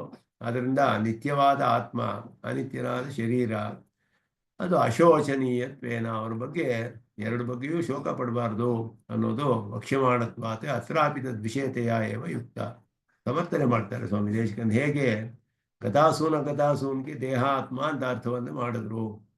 ದೇಹಸ್ಥಾವತೆ ನ ಶೋಚನೀಯ ದೇಹ ನಶ್ವರತ್ವಾತೆ, ಅದು ನಶ್ವರವೇ, ಅದರಿಂದ ಶೋಕ ಪಡಬೇಕಾಗಿಲ್ಲ. ಆತ್ಮನೋಪಿ ತಥಾ ಅನಶ್ವರತ್ವಾತೆ ಇತಿ ಊಹಾಪೋಹ ಕ್ಷಮ ಬುದ್ಧಿರೂಪ ಪಂಡ ಯೇಷಾಂ ತೇ ಅತ್ರ ಪಂಡಿತ. ಪಂಡ ಅಂತ ಹೇಳಿ ಶಬ್ದಕ್ಕೆ ಬುದ್ಧಿ ಅಂತ ಅರ್ಥ. ಯಾವ ರೀತಿ ಬುದ್ಧಿ ಅಂದರೆ ವಿವೇಕ ಜ್ಞಾನ ಇರುವವರು. ಊಹಾ ಅಪೋಹ ಕ್ಷಮ ಬುದ್ಧಿ ಅಂತ ಹೇಳಿದ್ರು. ಅಪೋಹ ಅಂದರೆ ತಳ್ಳಿ ಹಾಕೋದು, ಸರಿ ಇಲ್ಲ ತಿಳಿಯೋದು. ಊಹಾ ಅಂದರೆ ಸ್ವೀಕಾರ ಮಾಡೋದು. ಅಪೋಹ ಅಂದರೆ ತ್ಯಾಗ ಮಾಡೋದು. ಯಾವುದನ್ನು ಸ್ವೀಕಾರ ಮಾಡಬೇಕು, ಯಾವುದನ್ನು ಬಿಡಬೇಕು, ಸರಿಯಾದ ಅರ್ಥಗಳನ್ನು ತಿಳಿದವರು ಅಂತ ಅರ್ಥ. ದೇಹ ನಿತ್ಯ ಅಂತ ಹೇಳಿದ್ರೆ ಇದು ಅಪೋಹ, ಸರಿ ಇಲ್ಲ, ಇದು ತ್ಯಾಗ ಮಾಡಬೇಕು. ದೇಹ ಅನಿತ್ಯ ಅದನ್ನು ತಿಳಿದಿದ್ದಾರೆ. ಆತ್ಮ ಅನಿತ್ಯ ಅಂತ ಆತ್ಮ ನಿತ್ಯ ಅಂತ ತಿಳಿಬೇಕು. ಎಲ್ಲ ಊಹಾ ಅಪೋಹಗಳಿಂದ ಯಾವುದನ್ನ ಸರಿಯಾದ ಅರ್ಥ, ಯಾವುದು ಸರಿಯಾಗಿಲ್ಲ ಅರ್ಥ, ಇದೆಲ್ಲ ಮನನ ಮಾಡಿ ತಿಳಿಯುವಂತಹ ಅವರು ಪಂಡಿತರು ಅಂತ ಹೇಳಲ್ಪಟ್ಟಿದೆ. ಅದನ್ನ ಇಲ್ಲಿ ಪಂಡಿತ ಅನ್ನೋದಕ್ಕೆ ಆ ರೀತಿಯ ಅರ್ಥವನ್ನು ತೆಗೆದುಕೊಂಡೇ ಇಲ್ಲಿ ಗತಾಸೂನ್ಗೆ ದೇಹಾತ್ಮ ಅನ್ನುವ ಅರ್ಥವನ್ನು ಮಾಡಿದ್ದಾರೆ. ಪ್ರಜ್ಞಾವಾದ ವಿಪ್ರತಿಷಿದ್ಧ ಶೋಕೇನ ಉನ್ನೀತಾಂ ತದ್ ಅಜ್ಞಾನ ವಿಷಯಾನಃ ಅಥ ದೇಹೆ ಅಥೋ ದೇಹೆ ಇತ್ಯಾದಿನ. ಅದರಿಂದ ಈ ವಿಪ್ರತಿಷಿದ್ಧವಾದ ಪ್ರಜ್ಞಾವಾದ ವಿಪ್ರತಿಷಿದ್ಧ, ಪ್ರಜ್ಞಾವಾದ ಮಾಡ್ತಿದ್ದಾನೆ, ಶೋಕ ಪಡ್ತಿದ್ದಾನೆ. ಅದರಿಂದ ಬಂದಿರುವಂತಹ ತದ್ ಅಜ್ಞಾನ ವಿಷಯಾನೇ ಅದ ದೇಹೆ ಮೊದಲಾದ ಹೇಳ್ತಾರೆ. ಅಜ್ಞಾನಕ್ಕೆ ವಿಷಯವಾದದ್ದು. ಶೋಕಸ್ತು ಸಿದ್ಧ ಪ್ರಜ್ಞಾತು ಅದ ಮಾತ್ರಸ್ಥ. ದೇಶಕ್ಕೆ ತಿಳಿಸ್ತಾರೆ ಇಲ್ಲಿ ಪ್ರಜ್ಞೆ ಅನ್ನೋದು ಪ್ರಜ್ಞಾವಾದ ಮಾಡಿದೆ ಬರೀ ವಾಕ್ಯದಲ್ಲಿಷ್ಟೇ, ವಾದದಲ್ಲಿಷ್ಟೇ ಅದೇ ಪ್ರಜ್ಞೆ. ನಿನಗೆ ನಿಜವಾಗಿಯೂ ಪ್ರಜ್ಞೆ ಬಂದಿಲ್ಲ. ಶೋಕವು ಸಿದ್ಧವಾಗಿದೆ, ಶೋಕಿಸ್ತಾ ಇದೆಯಾ, ಆದರೆ ಪ್ರಜ್ಞೆ ಅನ್ನೋದು ಎಲ್ಲಿದೆ ಅಂದರೆ ಬಂದಿಲ್ಲ, ಬುದ್ಧಿಯಲ್ಲಿ, ವಾದದಲ್ಲಿ ಮಾತ್ರವೇ ಇದೆ ಅಂತ ಭಾವ ಹೇಳ್ತಾ ಇದ್ದಾರೆ. ಕಹ ದೇಹ ಸ್ವಭಾವ ಕಥಮ ಆತ್ಮ ದೇಹಾತಿರಿಕ್ತೋ ನಿತ್ಯ ಚ ಕಥಂ ಚ ಅನಯೋ ಅಶೋಚ್ಯತ್ವಂ ಕಥಂ ವಾ ಘೋರಂ ಯುದ್ಧಾಧಿಕಂ ಆತ್ಮಪ್ರಾಪ್ತಿ ಉಪಾಯಭೂತಂ. ಇದೆಲ್ಲವನ್ನು ಆಶಂಕ್ಯ ತದ್ ಅಜ್ಞಾನ ವಿಷಯತೆಯ ಉಕ್ತಂ ತ್ರಯಂ ಬುದ್ಧಿಸ್ಥ ಕ್ರಮೇಣ ವಿವೃಣೋತಿ ಇದಂ ಚ. ಮೂರು ವಿಷಯಗಳು ಇಲ್ಲಿ ಅಜ್ಞಾನ ವಿಷಯತೆಯ ಅಜ್ಞಾನಕ್ಕೆ ವಿಷಯವಾದ ಮೂರು ವಿಷಯಗಳನ್ನು ಹೇಳಿದ್ರು. ದೇಹ ಸ್ವಭಾವ ಹೇಗಿದೆ, ದೇಹಕ್ಕಿಂತ ಬೇರೆಯಾದ ನಿತ್ಯನಾದ ಆತ್ಮ, ಮತ್ತೆ ಇವರಿಬ್ಬರಿಗೂ ಕೂಡ ಎರಡು ವಿಷಯದಲ್ಲಿಯೂ ಕೂಡ ಶೋಚಿಸಬೇಕಾಗಿಲ್ಲ ಅನ್ನೋದು, ಘೋರವಾದ ಯುದ್ಧ ಮೊದಲಾದೆಲ್ಲ ಆತ್ಮಪ್ರಾಪ್ತಿಗೆ ಹೇಗೆ ಉಪಾಯ, ಫಲಾಭಿಸಂಧಿರಹಿತಂ ಅಂತ ಹೇಳಿದ್ರು. ಅದನ್ನ ಹಾಗೆ ಉಪಾಯವಾಗುತ್ತೆ ಅಂತ ಹೇಳಿ ಈ ಮೂರು ವಿಷಯಗಳನ್ನ ಆ ಕ್ರಮದಲ್ಲಿ ತಿಳಿಸ್ತಾರೆ. ಇದಮೇವ ಯುದ್ಧಂ ಬುದ್ಧಿ ವಿಶೇಷ ಸಂಸ್ಕೃತತ್ವಾತ್ ಆತ್ಮಯಾಥಾತ್ಮ ಪ್ರಾಪ್ತಿ ಕರಂ ಇತ್ಯರ್ಥ. ಇದೇ ಯುದ್ಧವೇ